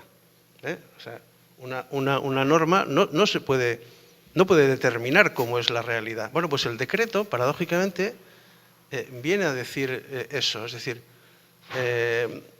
se establecen unas necesidades de cuantificación residencial en función de una realidad existente que luego el propio Gobierno en otros organismos desmiente. Este es el gran problema de este decreto y el gran problema de la revisión. El ejemplo de cuantificación viene a decir, aquí veis una cifra que pone 88.144, estas son las necesidades residenciales estimadas para el periodo de 8 años, 2014-2022. Bueno, el mismo decreto habla, veis aquí arriba hay otra cifra, que son 11.018 viviendas anuales. Esto es lo que el decreto, por decreto, estima que hay que planificar. O sea, 11.000 viviendas suelo para 11.000 viviendas anuales y suelo para 88.144 viviendas durante esos 8 años de vigencia de las directrices de ordenación. Bueno, claro, el problema es que no se compran ni se venden 11.000 viviendas anuales en el conjunto de la comunidad autónoma. El Observatorio Vasco de la Vivienda, en su estadística registral, lo que dice es que las viviendas nuevas que se compran y se venden en el conjunto de la comunidad autónoma no son 11.000 anuales, son la tercera parte, son 3.500 y es una cifra que se repite durante los últimos 5 años. Luego ya el propio decreto establece un esponjamiento de 3 en el reconocimiento de la realidad. Es decir, antes de aplicar su propio esponjamiento, que también es de 3, en el reconocimiento de la realidad ya triplica las necesidades reales, o sea, las posibilidades las necesidades de suelo para las viviendas necesarias. Es que no se van a comprar y vender 88.000 viviendas, porque en los últimos 5 años, después del estallido de la burbuja, lo que realmente se está comprando y vendiendo es la tercera parte. Luego ya partimos aquí de un esponjamiento de 3 que, sumado al esponjamiento máximo de 3 que propone el propio decreto, estamos trabajando no con un esponjamiento máximo de 3, sino con un esponjamiento real de 9, de 3 por 3. ¿No? Es evidente que el suelo es un recurso escaso, ¿no? Eso no es algo reconocido. Antes se ha explicado que en Guipúzcoa, en determinadas comarcas, pues hay que utilizar un cálculo bastante infinitesimal para conseguir encontrar suelo. Y el sistema urbanístico español, ya he dicho antes, que concibe el suelo al revés, no como un recurso escaso, sino como un recurso permanentemente disponible, como un recurso ilimitado, que se urbaniza continuamente y que cada plan pues, define nuevo suelo urbanizable. Eso es lo contrario de concebir el suelo como un recurso escaso. Para que una ordenación territorial sea consecuente con el reconocimiento del suelo como un recurso escaso, pues debería de aplicar el criterio que se aplica con los recursos escasos. O sea, no se debe incrementar la oferta de un recurso escaso sin antes regular su demanda. Esto, por ejemplo, con otros recursos escasos, pues se admite ya como una cuestión no discutible. O sea, el agua, por ejemplo, es un recurso escaso, ¿verdad? Pues bueno, a nadie se le ocurre incrementar el caudal de oferta del agua sin antes reparar las cañerías, sin antes reparar la red de distribución, ¿no? Bueno, nadie lo propugnaría. Otra cosa es que se haga realmente, pero bueno, antes de incrementar el caudal, lo que tienes que hacer es reparar la red de distribución, ¿verdad? Bueno, con la energía, que es el fuego de Anaximandro de antes, lo lógico es no incrementar la oferta de energía sin antes regular las medidas de consumo energético. Es decir, es preferible aislar los edificios antes que incrementar y consumir cada vez más. Es verdad que no se hace así, pero ya no se propugna, ¿no? Bueno, pues con el suelo pues se debería hacer lo mismo, porque también es un recurso escaso. Es decir, antes de incrementar la oferta de suelo, pues se debería regular la ejecución racional del suelo ya urbanizado o ya ejecutado. Bueno, pues esto es lo que no acaban de decir, por lo que no acaban de definirse claramente las directrices de ordenación. Esta sería, por así decir, la cuestión clave. Es decir, deberíamos examinar cuánto suelo tenemos clasificado realmente y si realmente con el suelo que tenemos clasificado o semiurbanizado, si tenemos suficiente o no tenemos suficiente. Y si ejecutando lo que en la última etapa pues hemos urbanizado, pues si ¿para cuánto nos daría? Esa sería la gran pregunta y efectivamente es la pregunta que no responden las directrices. Por eso no hay diagnóstico, porque es que la respuesta es bastante complicada. Aquí esto está distorsionado pero bueno. No. ¿Cuál es la capacidad residencial del planeamiento vigente según el propio Gobierno vasco, según Udalplan 2015-2016? Estas son cifras que da el Gobierno, que da Udalplan, que es el documento que cuantifica cuántas necesidades se pueden ejecutar en el Plan General de Ordenación Urbana de cada municipio y luego los va sumando todos por áreas funcionales y al final llega pues a unas cifras por territorio histórico y una cifra total de la comunidad autónoma. Bueno, pues en este momento, con el planeamiento urbanístico que tenemos, consecuencia de las directrices de ordenación que vamos a revisar, en 2015, en el conjunto de la comunidad autónoma, había suelo clasificado para 195.853 viviendas. Esta cifra, yo tengo ahí los documentos, el que la quiera ver se puede comprobar. Esto en 2015, que es cuando se inicia la revisión sustancial de las DOT. Pero es que en 2016 sigue creciendo. O sea, ya no son 195.000, ya se acerca más a 200.000, a 198.000. Recordad la cifra anterior, la de las 88.000 que decía el decreto 4/2016, que eran las necesidades reales. Es decir, las necesidades reales, según el decreto, que ya os he adelantado que las triplica, hablaba de 88.000. Pero es que en este momento tenemos suelo para 195.000. Y esto sucede, este crecimiento se da en todos los territorios históricos, en todas las comarcas, en todas las áreas funcionales, a excepción de una, que la he puesto al final, que es la de Durangaldea, y es interesante pensar por qué en Durangaldea este fenómeno no se da con la claridad con la que se da en el resto del territorio. Yo apunto que el efecto del Plan Territorial Parcial de Durangaldea, pues que es el último de los que se ha aprobado y que es el establece medidas de sostenibilidad más consecuentes, pues se ha dejado sentir en esa comarca. Pero bueno, lo importante es quedarse con las cifras. El decreto habla de 88.000 viviendas como necesidades reales, pero es que ya tenemos suelo clasificado para más de 200.000. Bueno, esto es el suelo clasificado. Pero es que además el decreto habla también de que hay que tener en cuenta la desocupación, es decir, que al suelo clasificado hay que sumarle las viviendas que están vacías, que no es suelo desocupado. Entonces, en la CAP, además de las casi 200.000 viviendas o unidades de suelo que serían transformables en vivienda, hay otras 58.000 viviendas deshabitadas, no de segunda residencia. El Observatorio Vasco de la Vivienda habla de una desocupación que diferencia dos factores.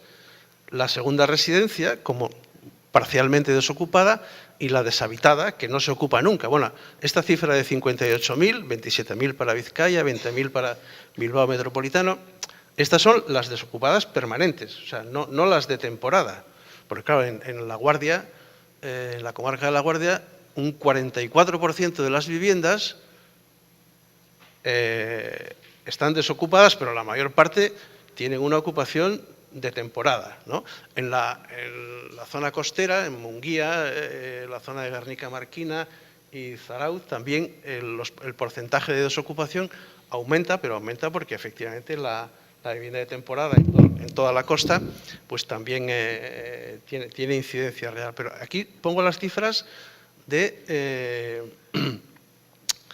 desocupación real, completa. Entonces, sumando lo anterior,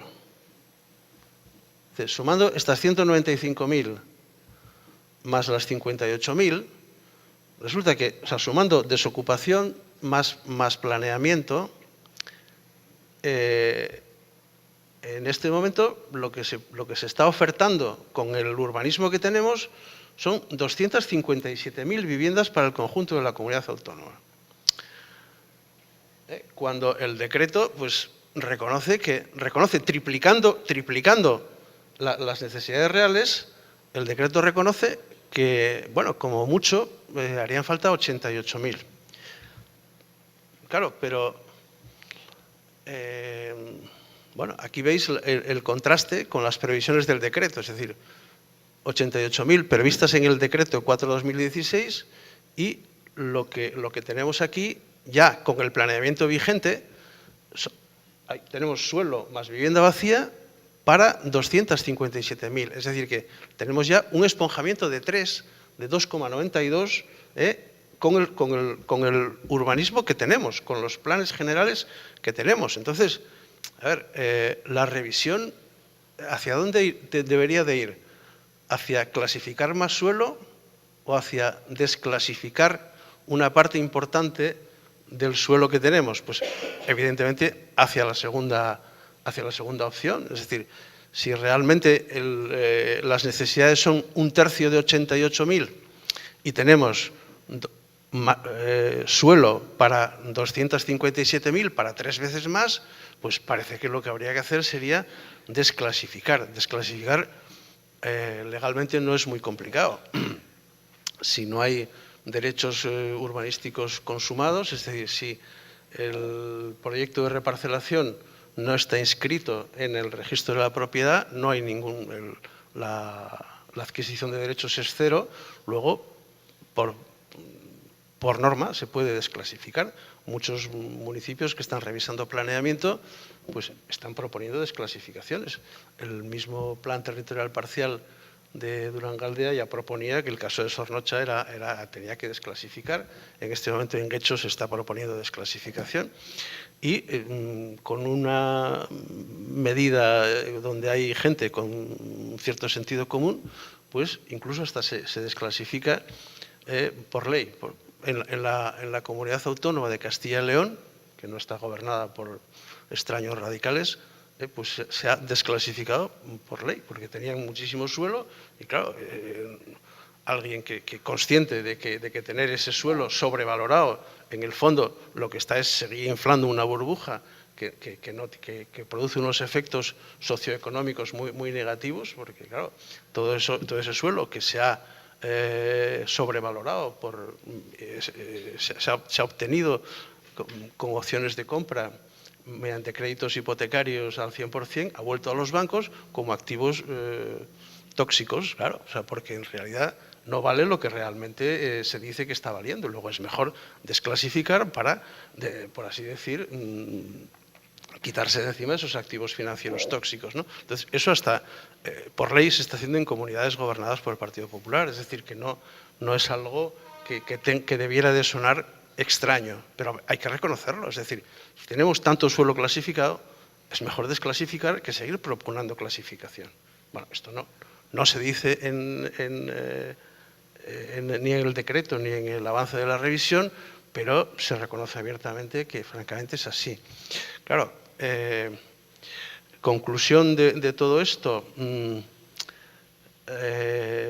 si tenemos 257.000 viviendas y en la estadística registral inmobiliaria reconoce que no se compravenden 11.000 viviendas año, sino 3.600 año, en realidad es que tenemos suelo no para 8 años, sino para 70 y tantos años. Claro, por eso es que es 9 por 8, 72. Pues efectivamente, si tenemos un esponjamiento de 9 para 8 años, en realidad aplicando el esponjamiento de 9 a 8 años es que tenemos suelo para 72 años, ¿no? Bueno, esa es un poco la conclusión de la realidad y cómo yo creo que habría que ser consecuentes y reconocer que no estamos tratando el suelo como un recurso escaso. Las 5 medidas, si puedo ser muy breve, para concretar una ordenación territorial sostenible, de manera que si esas medidas fuesen vinculantes, las DOT serían operativas en la senda hacia la sostenibilidad. La primera sería la supeditación de la transformación del suelo a la colmatación del suelo ya urbanizado. Es lo que he dicho antes con el agua y con la energía. Es decir, no clasifiquemos más suelo hasta que realmente no hayamos colmatado racionalmente el suelo ya urbanizado, total o parcialmente, como consecuencia de la situación anterior. O sea, arreglemos la distribución de las tuberías. Esto no es una medida que tenga que sonar extraña, porque ya la propugnan los últimos planes territoriales parciales, el de Durangaldea, que yo creo que ha tenido ciertos efectos, y el de Guernica-Marquina también, que también están aprobados, son los 2 últimos aprobados. Ya es una medida que propugnan, otra cosa es que se aplique. La segunda medida es que hay que hacer la contabilidad exhaustiva de las posibilidades de optimización o colmatación de vacantes del suelo ya urbanizado, porque que es lo contrario de lo que hace el decreto 4/2016, que dice, bueno, sí, hay que centrarse en el suelo ya urbanizado, pero a la hora de contabilizar las necesidades o las posibilidades del suelo ya urbanizado, solo hay que tener en cuenta las unidades de ejecución integradas, es decir, aquellas que requieren un proyecto de reparcelación. O sea, ahí no está contando ni las actuaciones de dotación ni las actuaciones aisladas, que son precisamente las operaciones menudas y en las que en este momento pues, más se ejecutan, porque son las preferidas para un promotor de entidad menor. Es decir, que habría que hacer no una contabilidad, por así decir, relajada, sino exhaustiva de las posibilidades de optimización o colmatación de vacantes del suelo ya urbanizado.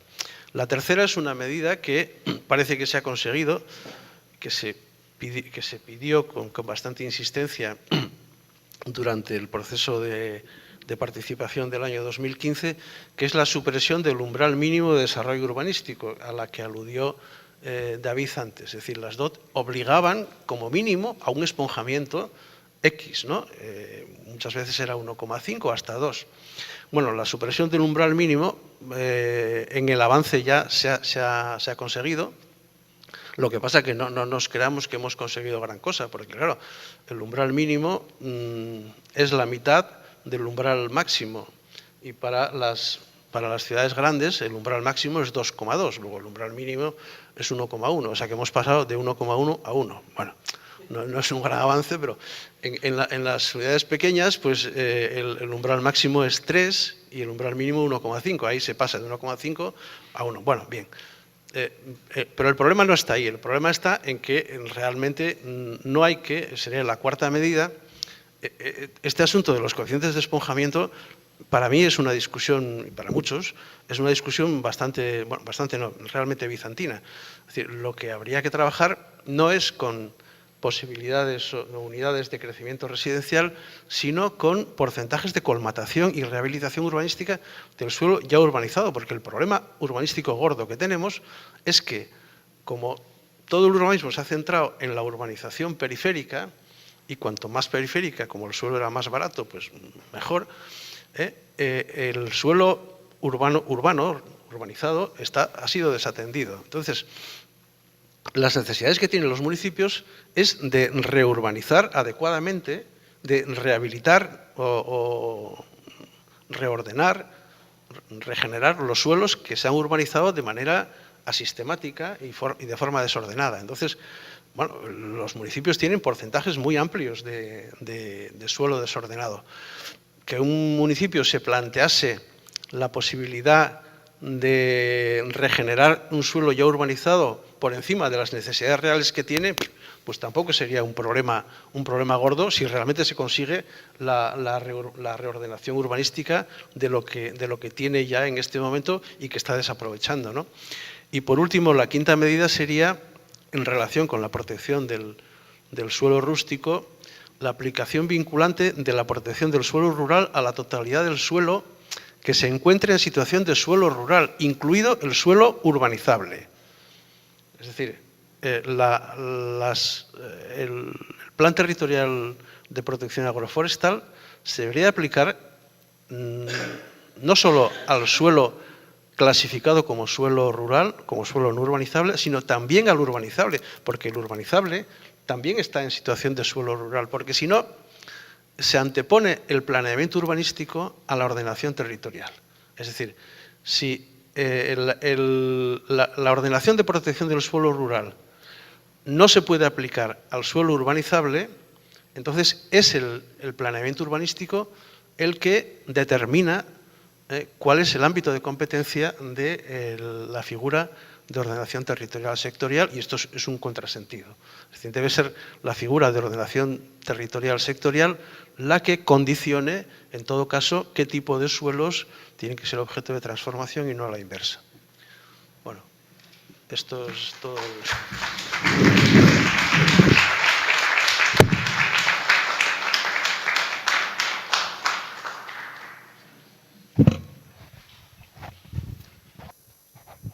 Sí, muchas gracias por venir y por esa charla tan interesante que habéis hecho. Yo tengo unas dudas. Creo que no lo habéis dicho, o si lo habéis dicho, perdón, pero no sé cuántos años abarcan lo que son las DOT, ¿vale? Luego, pues, quería saber cuál es el camino a partir de ahora, porque sé que las aportaciones se están aprobando, no sé si en el Parlamento, si en la Diputación o en el Gobierno vasco, cuál es el camino y hacia dónde van esas aportaciones, si van, como ha dicho Evia, pues hacia la vivienda, hacia la construcción de más viviendas, hacia el agua, que también lo ha comentado, o va también, como estamos ahora, con la autopista eléctrica de 73 kilómetros que pasa por todo Guipúzcoa y parte de Vizcaya, que nos quieren meter ahora. Entonces, esas son mis preguntas. Gracias.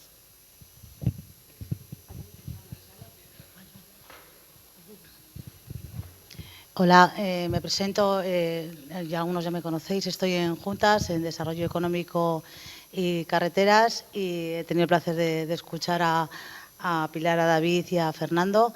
En concreto a Fernando he hablado con él por teléfono porque se ha abierto ahora el PTS, el Plan Sectorial de Carreteras, y mi pregunta va dirigida igual a Fernando, bueno, igual un poquito a todos, que me podáis contestar, que me habéis comentado de que no es vinculante, aunque hay unas partes que sí. ¿Qué afecta a las DOC al PTS sectorial de carreteras? Gracias.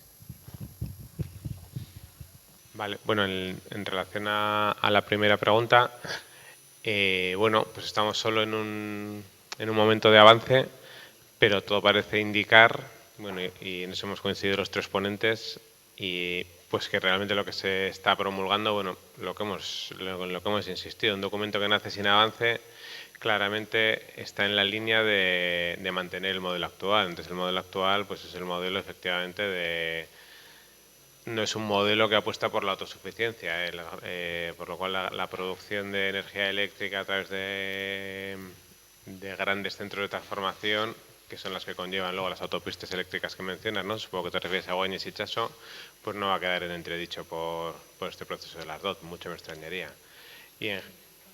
Sí, entonces, en ese sentido, pues bueno, realmente para mí la decisión fuerte respecto a este proceso es, lo que habría que hacer es exigirles que lo empiecen de nuevo. Esa es mi opinión personal, con un diagnóstico. Más allá de, bueno, luego, pues bueno, habrá que pelear en las distintas esferas con las decisiones que nos preocupen o no nos gusten, pero yo creo que como ciudadanos debemos exigirles que cumplan el mandato del Parlamento, que dijo que se iba a iniciar un proceso de revisión de las DOT de verdad desde el principio.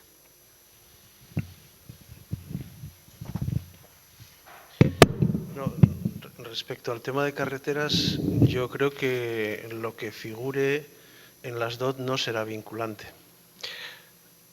Lo que figuraba en las del año 97 no lo era, y lo que aparece en el avance en este momento, pues bueno, los que lo exponen vienen a decir como que ya lo hemos construido todo. Es decir, sí, pero la Supersur tampoco estaba y se hizo. O sea, y en cambio el cierre, por así decir, del corredor del Chorierri con la avanzada y en relación con la solución sur, el subfluvial del Amiaco, que ahora hay otras variantes, que habría sido mucho más efectivo porque daría lugar a un sistema circular de redistribución, pues eso estaba ahí y no se hacía. Es decir, que yo creo que las DOT al final no se meten en, como ha dicho David antes, la competencia de carreteras es una competencia muy de Diputación, y las Diputaciones siguen teniendo el tema de carreteras que maneja mucho dinero, maneja mucho presupuesto y sobre todo mucha inversión a largo plazo. O sea, que parece como que en las carreteras, todo el dinero que se invierte en carreteras, pues se recupera. Y yo creo que no es así. Es decir, me temo que todo lo que se ha gastado en la Supersur no se va a recuperar. Esa cosa que el entonces diputado general decía, que nos vamos a endeudar nosotros, nuestros hijos y los hijos de nuestros hijos. Bueno, ¿todo eso para qué? Porque realmente el dinero que se invierte en carreteras realmente no tiene una recuperación fiscal ya significativa. Paradójicamente en vivienda no se hace eso, es decir, no se hace política a largo plazo de vivienda. Porque la política de vivienda que hacen los gobiernos autonómicos, concretamente el gobierno vasco, no es una política de largo plazo, de recuperación larga, sino que la vivienda que ejecuta el gobierno vasco o la VPO la paga el comprador. No la pagamos con nuestros impuestos. En cambio, las carreteras sí las pagamos con nuestros impuestos, pero la vivienda no, la vivienda la paga el que la compra. Entonces, ahora se dice que hay que hacer una vivienda en alquiler. Bueno, eso sería un planteamiento, pero al que habría que destinar recursos y que seguramente tendría una recuperación fiscal y en términos de empleo, la rehabilitación y la vivienda de alquiler mucho mayor que la inversión en carreteras. Porque todo el endeudamiento privado que ha generado la compra abusiva a precios abusivos de vivienda, si se hubiese hecho una política de inversión a medio plazo con fondos públicos de vivienda en alquiler, pues otro gallo nos cantaría. Seguramente la recuperación del consumo sería mucho más fácil. En cambio, se ha gastado en una cosa que son las carreteras, que yo creo que ya no tiene recuperación fiscal. Por eso en las DOT aparece como que, bueno, ya lo hemos construido todo. Es una forma de decir que indirectamente ya realmente no hay recuperación de lo que se invierte en esas infraestructuras. Hasta un cierto punto, hasta un cierto nivel, sí, pues porque bueno, la facilidad de comunicación sí que generaba valores añadidos, pero ya no. Y realmente con el territorio que tenemos, hay una pregunta en el plan territorial parcial del Bilbao Metropolitana que yo formulé y que se quedaron todos callados. Y a ver, la segunda y tercera fase y la mitad de la primera fase de la Supersur se va a ejecutar realmente. Todo el mundo mirando para las esquinas, ¿no? Claro, porque realmente se ve que no es necesario, pero entonces eso está ahí todavía planteado, ¿no? O sea,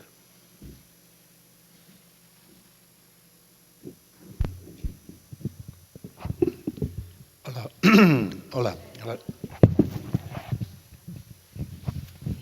Perdona, yo no sé si lo que comentabas aquí, el procedimiento de cómo están las DOT, no sé si era un procedimiento a nivel de plazos, en qué situación están, cómo va a seguir. Bueno, era en avance, están todavía, creo, en proceso de recibir sugerencias. A finales de año se aprueban, se hace la aprobación inicial, habrá un proceso de alegaciones y planifican en el 2018 la aprobación definitiva. O sea, eso es un poco el proceso. No sé si preguntabas en esa dirección. Sí, bueno, yo creo que lo que hay que hacer es hacer una defensa de todas las aportaciones que hay en el documento de avances de las DOT, hacer una defensa, blindar esas aportaciones y hacer un seguimiento pues, desde los órganos donde se tenga que hacer para que se cumplan y no se dejen en el abandono. Y yo creo que estas charlas se deberían repetir para eso, para coger esas enmiendas que tengamos que hacer a esas aportaciones para eso, para blindarlas, para defenderlas y para protegerlas y que se hagan. Gracias. Hola. Nada, solo una ocurrencia para... No, un pequeño matiz, no, Fernando. un segundo. No, simplemente que el plazo de sugerencias del avance es hasta final de mayo, me parece. Solo una cosa, igual es una ocurrencia.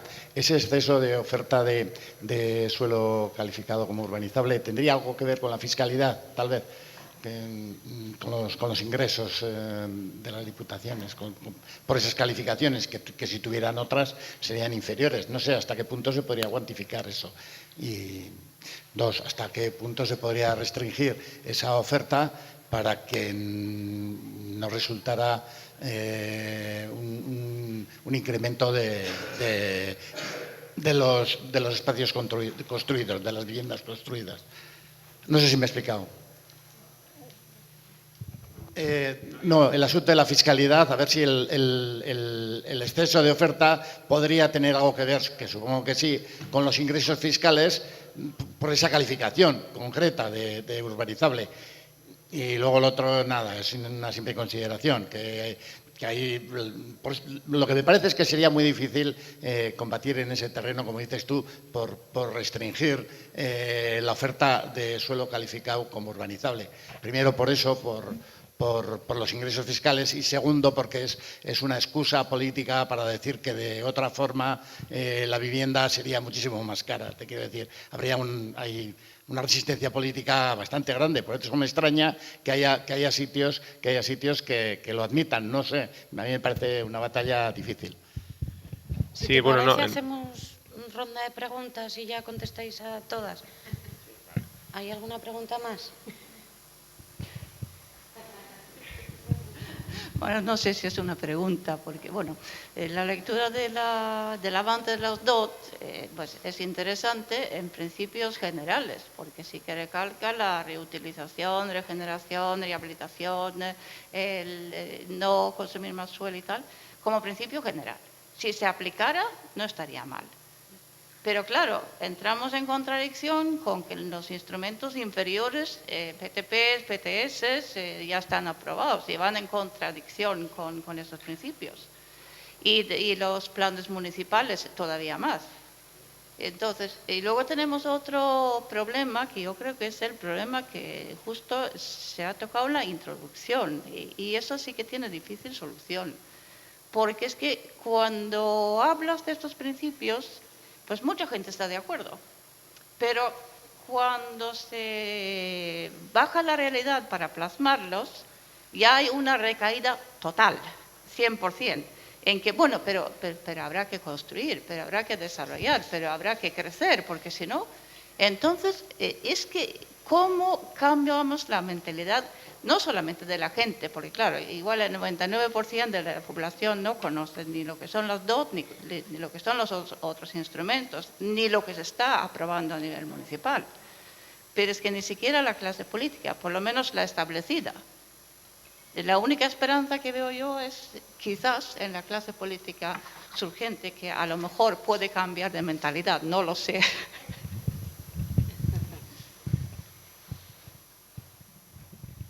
Era simplemente lo primero una reflexión, y es que parece que nos estamos olvidando de que el modelo de país es el modelo del país que quiere el PNV. O sea, el PNV es el partido que está gobernando. No podemos olvidar la ideología del PNV. El PNV es un partido liberal y entonces está haciendo unas dots de acuerdo con sus principios, con su concepción de país que tiene el PNV. Un país, o sea, una concepción donde el tejido empresarial prima sobre el individuo. Eso está claro.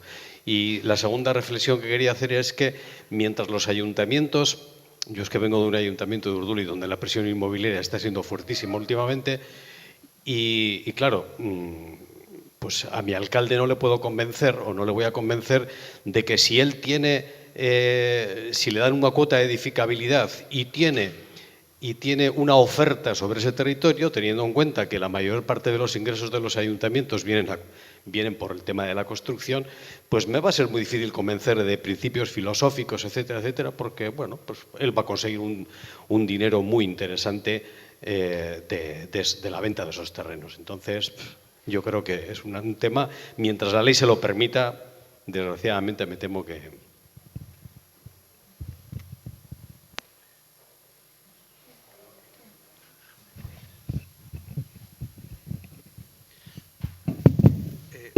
A ver, sobre la fiscalidad. El suelo urbanizable realmente carece de fiscalidad.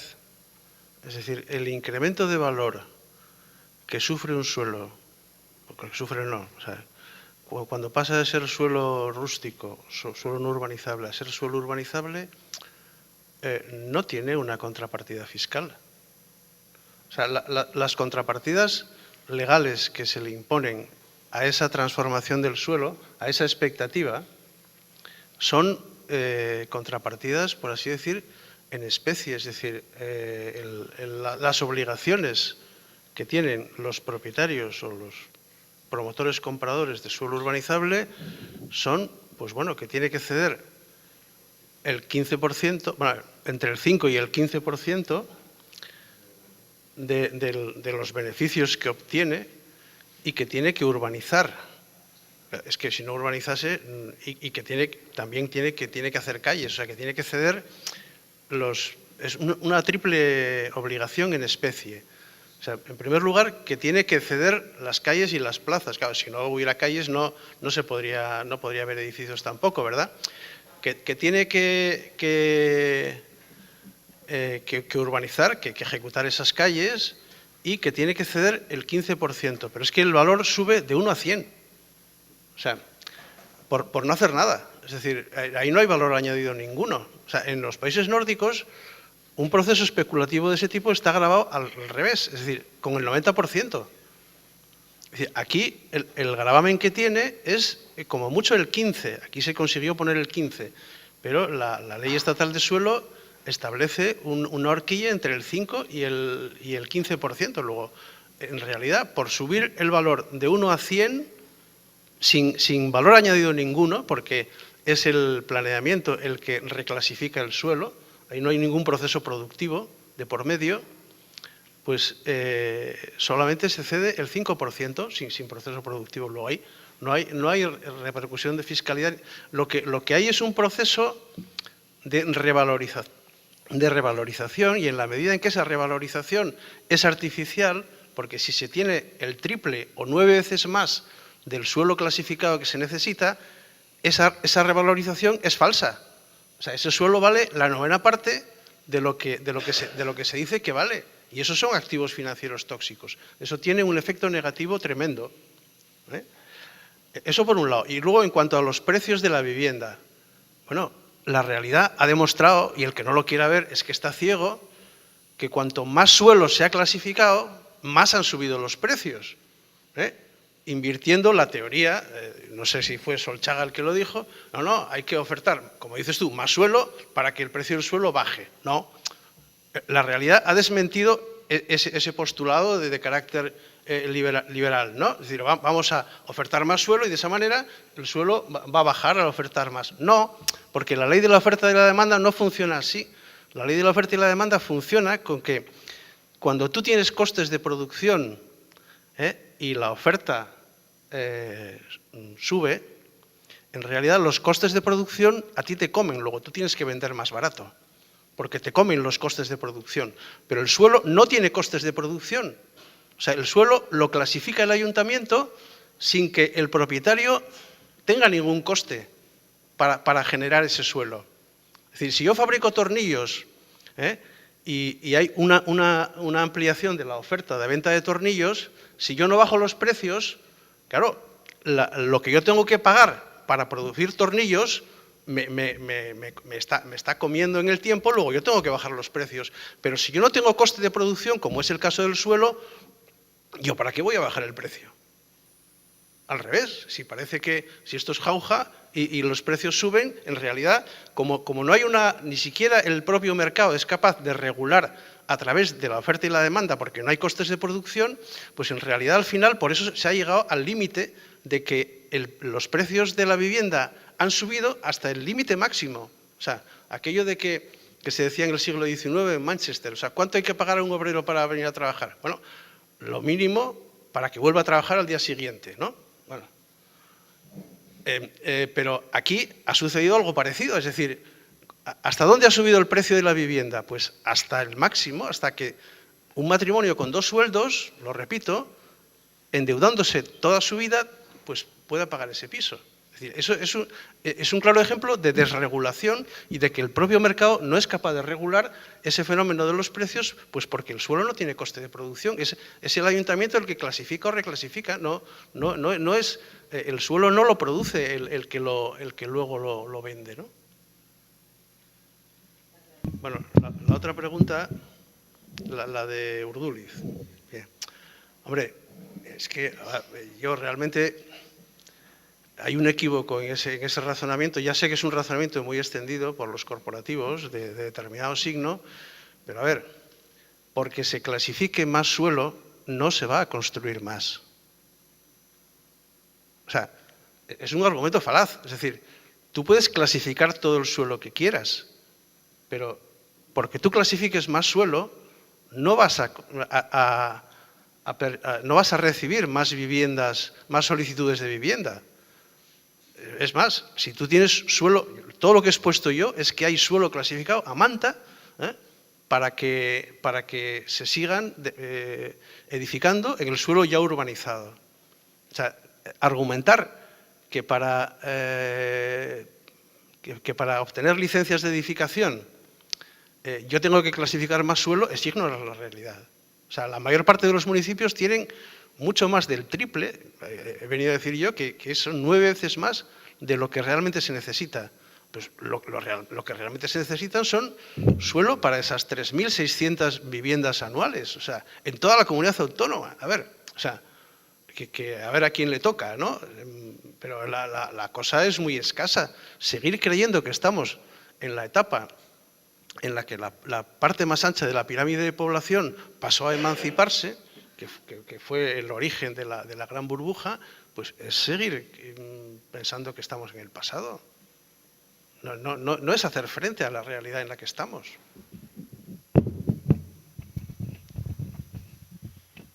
Yo una cosita solo apuntar, que hay bastantes municipios, al menos no en todos, hay otros ejemplos que no tienen nada que ver con esto, en la que se está optando por desclasificar suelo urbanizable.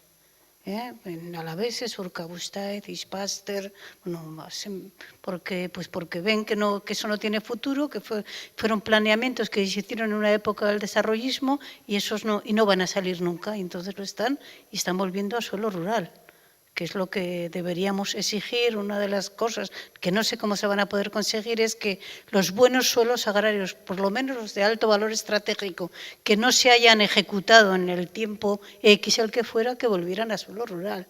Eso yo creo que tendría que ser una reivindicación primera.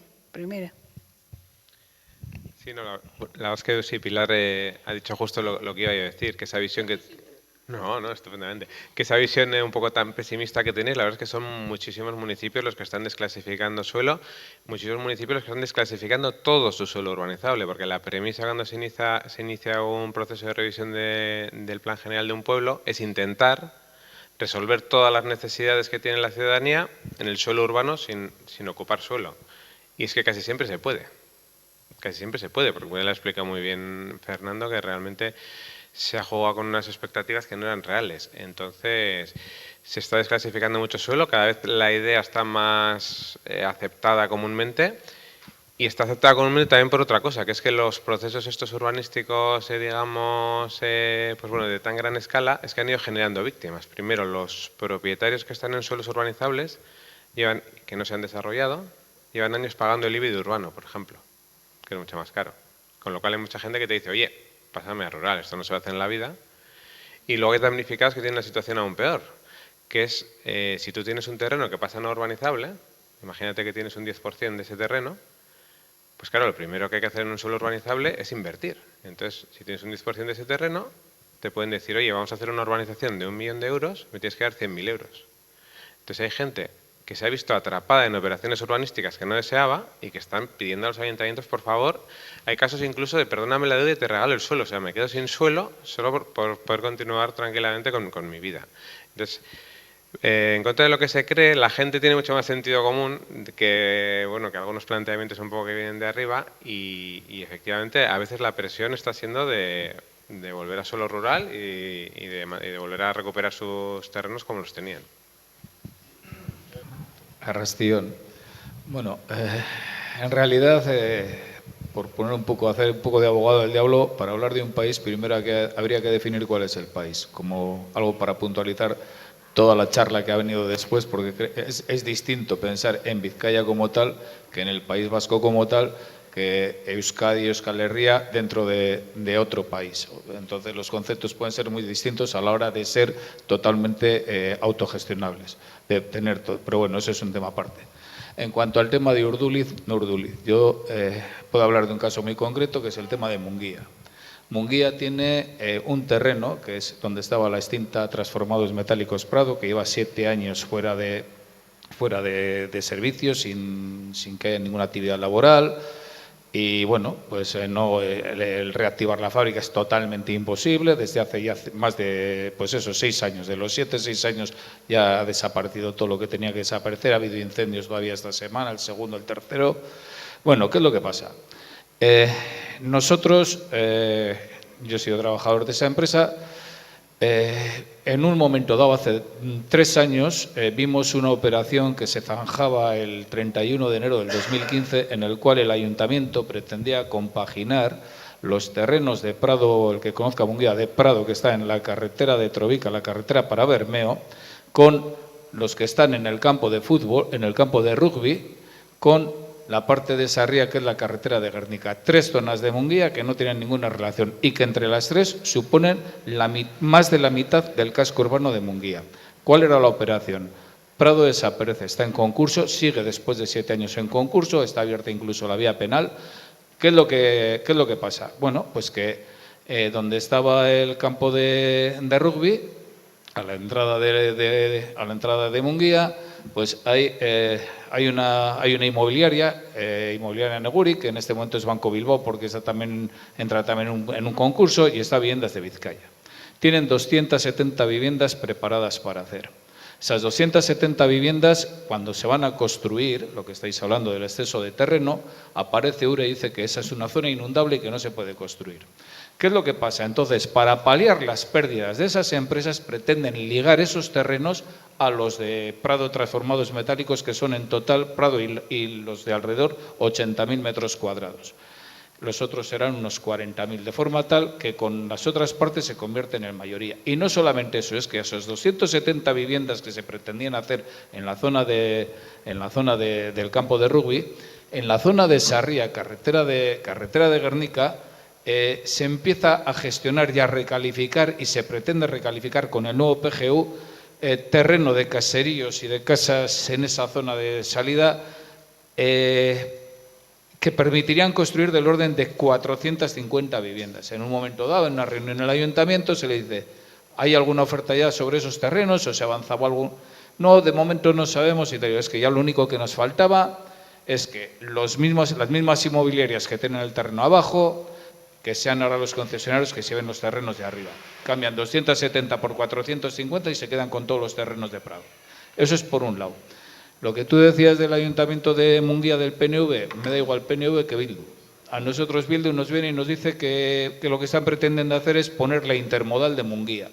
Ahí, en esos terrenos, no sabemos con qué fin, porque la intermodal se quedaría en Munguía, nunca va a tener una salida ni hacia los túneles que van hacia Bermeo, porque eso todavía está en el éter, ni tampoco pretenden comunicarlo con Guernica para que llegue el ferrocarril a Guernica, pero es una intermodal a base de trenes y de tal. ¿El Ayuntamiento qué es lo que pretende por un lado? Pues bueno, el Ayuntamiento, lo que habéis dicho, creo que es en la línea de lo que decía Fernando, el 15% de los terrenos, lógicamente, para el tema de urbanizaciones y tal. ¿Qué es lo que va a pasar? Pues que está todo en el aire y muchos nos tememos que, bueno, pues que ahí puede haber un pelotazo. ¿Qué es lo que ha pasado? Los trabajadores, hemos buscado posibles compradores en cualquier término, industriales, constructores, comercial, sector terciario y tal, sin problemas. Y bueno, pues en un momento dado el Ayuntamiento ha llegado al punto que cualquiera de los partidos que están en el Ayuntamiento ha llegado al punto que no se define sobre el tema. Sacan un PGU ligando los tres terrenos, hacemos unas alegaciones diciendo que están beneficiando a unos terrenos y a unos propietarios en detrimento de otros. Pasan 2 años y medio, esto se presenta el 31 de enero del 2015, pasan 2 años y medio y esta gente del Ayuntamiento no dan ninguna contestación a las alegaciones. Se les pide, la Asociación de Comerciantes y un partido concreto, Bildu, les pide que se mantengan los terrenos como industriales. Nosotros decimos que no pedimos nada y seguimos sin pedir nada. No queremos que se califique de ninguna forma determinada, pero después de 15 años que la empresa tenía obligación de dar una serie de coordenadas para que el Ayuntamiento siguiera y después de 2 años y medio de unas alegaciones, lo que sí creemos que tenemos derecho es a que nos digan qué se va a hacer con esos terrenos. Sobre todo cuando la empresa lleva cerrada 7 años y ya la empresa anterior y la empresa que los administradores sociales tenían 7 años antes ya tenían una orden del municipio para determinar algo de este tema.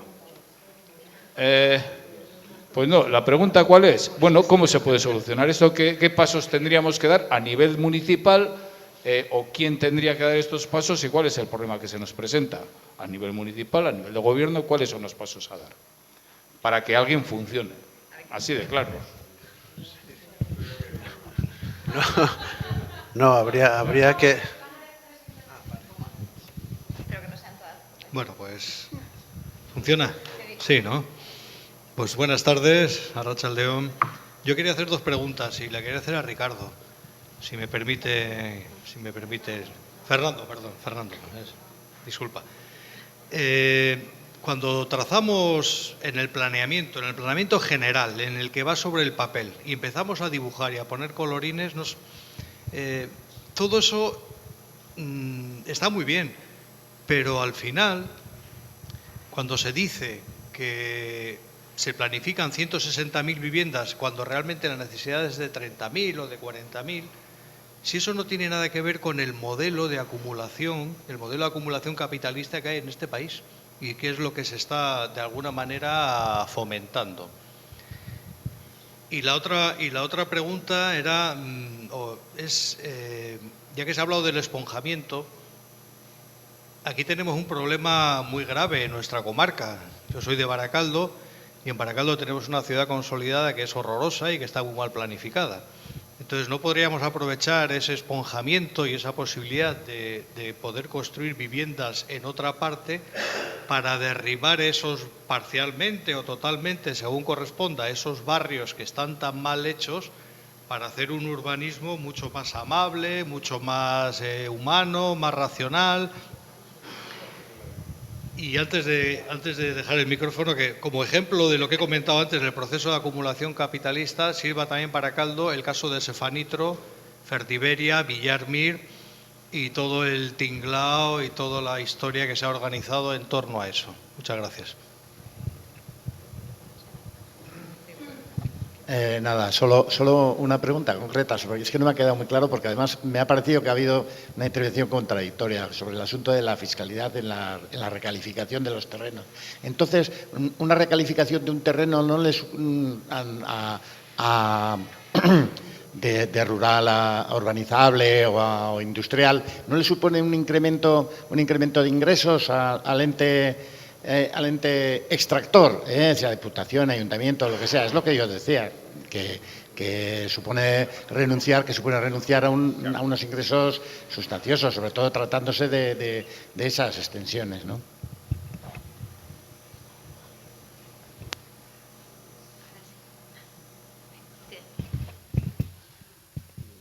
El caso este de Munguía, yo creo que merecería un examen en detalle del planeamiento. Si quieres lo hacemos.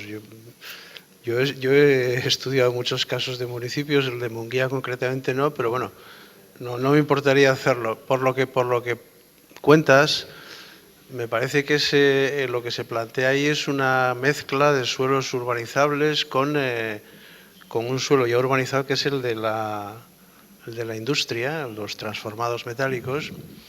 Y claro, hay una doble, por un lado una reclasificación de suelos urbanizables, lo del campo de Rugby, que tiene muchas dificultades porque es inundable, y por otro lado en el suelo urbano lo que se plantea es una recalificación para pasar de industrial a residencial, que eso supone supondría... Sí, bueno, pero eso merecería un examen en detalle. Pero bueno, yo creo que los tiros van por ahí en el sentido de que se sigue queriendo confiar en que las plusvalías generadas por la acción urbanística van a resolver los problemas de empleo, y yo creo que no va por ahí. O sea, no, que está abandonado el tema. Bueno, pero eso, si quieres, yo me brindo a estudiar el tema, porque tiene su complejidad. O sea, creo que hay una reclasificación, los suelos del campo de Rugby inundables, que si son inundables no se deberían de reclasificar así de entrada, pero habría que ver cómo son. Y luego un problema de recalificación de industrial a otra cosa, como consecuencia de la quiebra de la empresa, ¿no? Entonces, a mí aparentemente ya 400 viviendas en un sector para los habitantes de Munguía ya me parece un exceso, pero bueno, lo tendría que verificar, ¿no? Eso en cuanto a la primera pregunta. En cuanto a la segunda, bueno, no sé si es un modelo de... Sí, claro, es un modelo de acumulación, pero es un modelo de acumulación específicamente fruto de la legislación urbanística española. Es decir, otros países no permiten ese sistema de suelo permanentemente urbanizable. O sea, en Francia, si tú quieres saltarte un suelo rústico y pasarlo a urbano, bueno, es una cosa bastante más compleja y tiene una intervención municipal mucho más clara. En los países nórdicos también. Pero aquí, que sea el propietario el que sueña con unas expectativas y el sistema esté montado para que esas expectativas se beneficien, eso es típicamente español, ¿eh? O sea, no es... algunos ya, si se aplicase realmente el modelo al que apunta la nueva legislación estatal, la de 2007, que decir, bueno, hay dos clases de suelo, el suelo rural y el suelo urbano. Y yo no me meto en cómo se transforma un suelo en otro, ¿no? Pero hay modelos, o sea, eso podría ser una función pública. De hecho, en la legislación de la ley, la 2/2006, la de la comunidad autónoma, existe la figura de la reserva de suelo, que en los municipios lo pueden utilizar. Es decir, en este momento, con el exceso de suelo que tenemos, de suelo clasificado y de suelo urbanizado, realmente la figura del suelo urbanizable es una figura superflua. Es decir, la transformación del suelo rural al suelo urbano podría ser una función pública, es decir, el ayuntamiento podría hacer reserva de suelo, comprar el suelo mediante la aplicación de la reserva de suelo a valor de suelo rústico, y ahí, por necesidades, por ejemplo, de vivienda pública, lo podría urbanizar. Es decir, puede haber algún tipo de necesidad estratégica que justifique la transformación la regularización de los bordes del suelo urbano, que está muy mal, pero eso podría ser una función pública sin necesidad de generar el montón de plusvalías falsas que se generan, ¿no? Bueno, pero eso requeriría un cierto cambio de modelo y tampoco haría falta cambiar mucho las leyes. O sea, con la ley que tenemos, la Ley de Ordenación del Territorio, no, la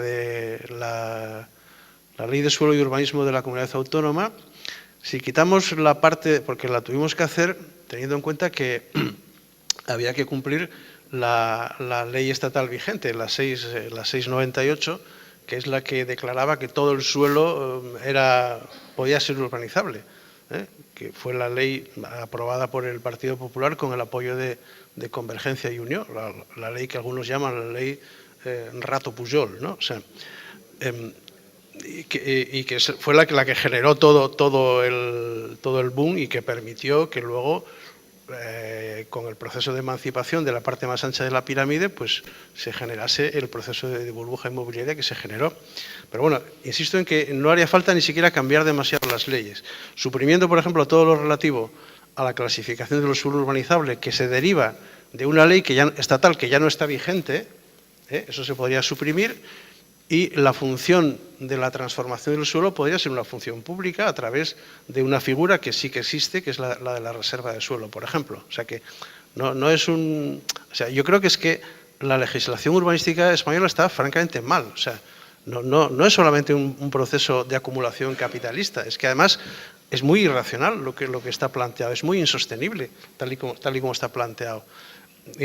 Rectificando no demasiado la legislación vigente, se podría tener un modelo bastante más racional, y luego lo de Baracaldo, hombre, es un poco lo que yo he dicho, es decir, vamos a centrar los esfuerzos en regenerar los suelos urbanos ya urbanizados, que están muy mal urbanizados porque los hemos abandonado, porque como todo el proceso de expectativas urbanísticas se ha dirigido hacia la periferia y hacia la transformación innecesaria de suelo rural en suelo urbano, al final realmente las posibilidades de utilización de esas plusvalías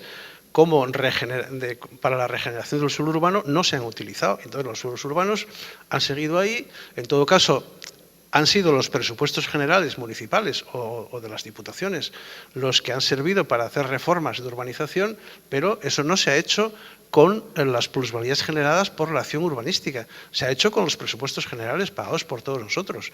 Pero bueno, efectivamente, reorientar las pocas plusvalías que se vayan a generar por la acción urbanística hacia el suelo urbano, pues es lo que habría que hacer, porque los casos como Baracaldo, no es que Baracaldo esté muy mal, es que yo creo que es un ejemplo típico de cómo están la mayoría de los municipios, unos en mayor o menor medida, pero es una diferencia de grado, no es una diferencia sustancial. Y en cuanto al tema de la fiscalidad, bueno, a ver, efectivamente hay propietarios que pagan el IBI, pero eso realmente no significa gran cosa. El problema es que, es lo que he dicho yo, la falta de fiscalización del incremento de valor que se genera con la reclasificación.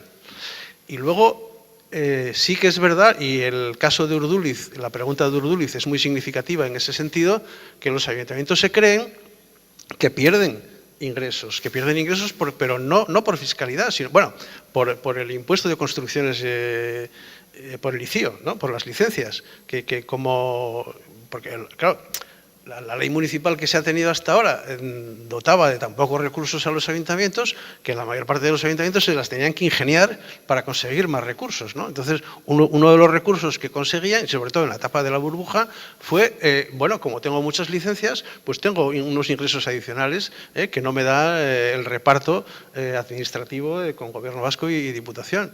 Bueno, pues entonces los ayuntamientos sí que se creen lo que expone el interrogante de Urduliz, que clasificando más suelo va a tener más ingresos, pero es una falacia también, porque por clasificar más suelo no vas a tener más ingresos, o sea, no vas a tener más licencias. Yo tengo una pregunta, no sé a quién de la mesa o al público.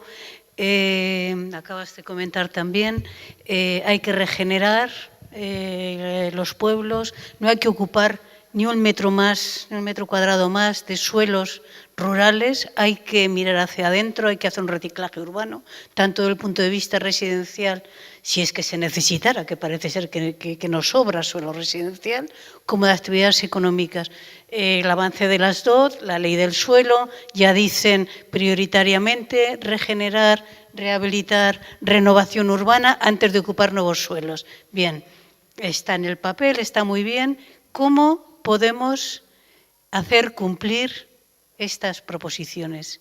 O sea, que no se quedaran solamente escrito en el papel, sino cómo podemos obligar que antes de ocupar medio metro más de suelo más, tiene que estar rehabilitados, regenerados los suelos que están planificados, tanto residenciales como de actividades económicas. Esa sería una pregunta importante porque no quieren. La mayoría de los ayuntamientos, o muchos ayuntamientos, no quieren. Prefieren irse a un suelo virgen que invertir, que cuantificar cuánto suelo obsoleto tienen y rehabilitar ese suelo. Eso es para mí uno de los temas más importantes.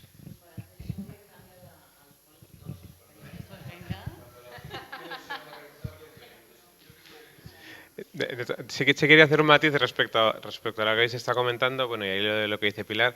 Primero, respecto a lo que dices tú de que los ayuntamientos, efectivamente, el modelo de financiación de los ayuntamientos pues es como es, que está muy mal pensado, y sí que es un dinero a corto plazo, pero ese alcalde que está pensando que si hace una nueva promoción va a obtener unos dividendos, probablemente esos dividendos se los va a gastar en el mantenimiento de las promociones que hicieron los anteriores.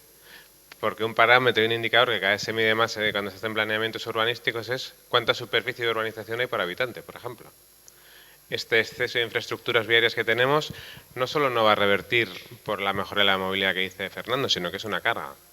Y ese exceso de infraestructuras por habitante hay que mantenerlas siempre. Y eso es infinito. Entonces, bueno, ahora en teoría los planes tienen memorias de sostenibilidad económica, que es un nuevo concepto. ¿Qué quiere decir memoria de sostenibilidad económica? Que lo que haces tienes que demostrar a muy largo plazo que no va a ser una carga. Si eso se hiciera bien, no podría haber en la línea de lo que decía Fernando, no podría haber más suelos urbanizables, porque realmente el crecer, pues igual hay que hacerlo porque es un servicio a la ciudadanía cuando sea estrictamente necesario, pero como negocio para las arcas públicas es un desastre. Y bueno, no hay más que ver el modelo español, que ha hormigonado todo el Levante y ha tenido que ser rescatado prácticamente el Estado. Es decir, el modelo de extensión de la urbanización es siempre un mal negocio para lo público.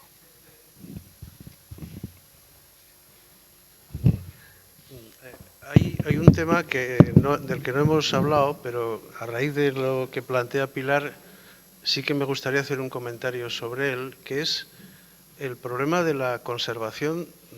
Hemos hablado de la regeneración de los suelos urbanos, pero no hemos hablado del gran problema de la conservación de la edificación, que es un problema muy gordo, porque realmente el parque edificado que tenemos está envejeciendo muy mal. La mayor parte se ha construido durante los años 60, finales de los 60 y principios de los 70, y cuando no el anterior. Hay como dos grandes problemas de conservación edificatoria que el Gobierno, por ejemplo, no está abordando de una forma, yo creo que correcta. Habréis oído hablar de la cuestión de las inspecciones técnicas de la edificación. Cuando un edificio cumple 50 años, pues hay que hacer una inspección y lo hay que rehabilitar, etcétera. Y el planteamiento que se está haciendo de la conservación de la edificación es un planteamiento completamente aislado de lo que estamos diciendo aquí de las cuestiones urbanísticas. Es decir, ignora que sea realmente un problema urbanístico, cuando realmente lo es.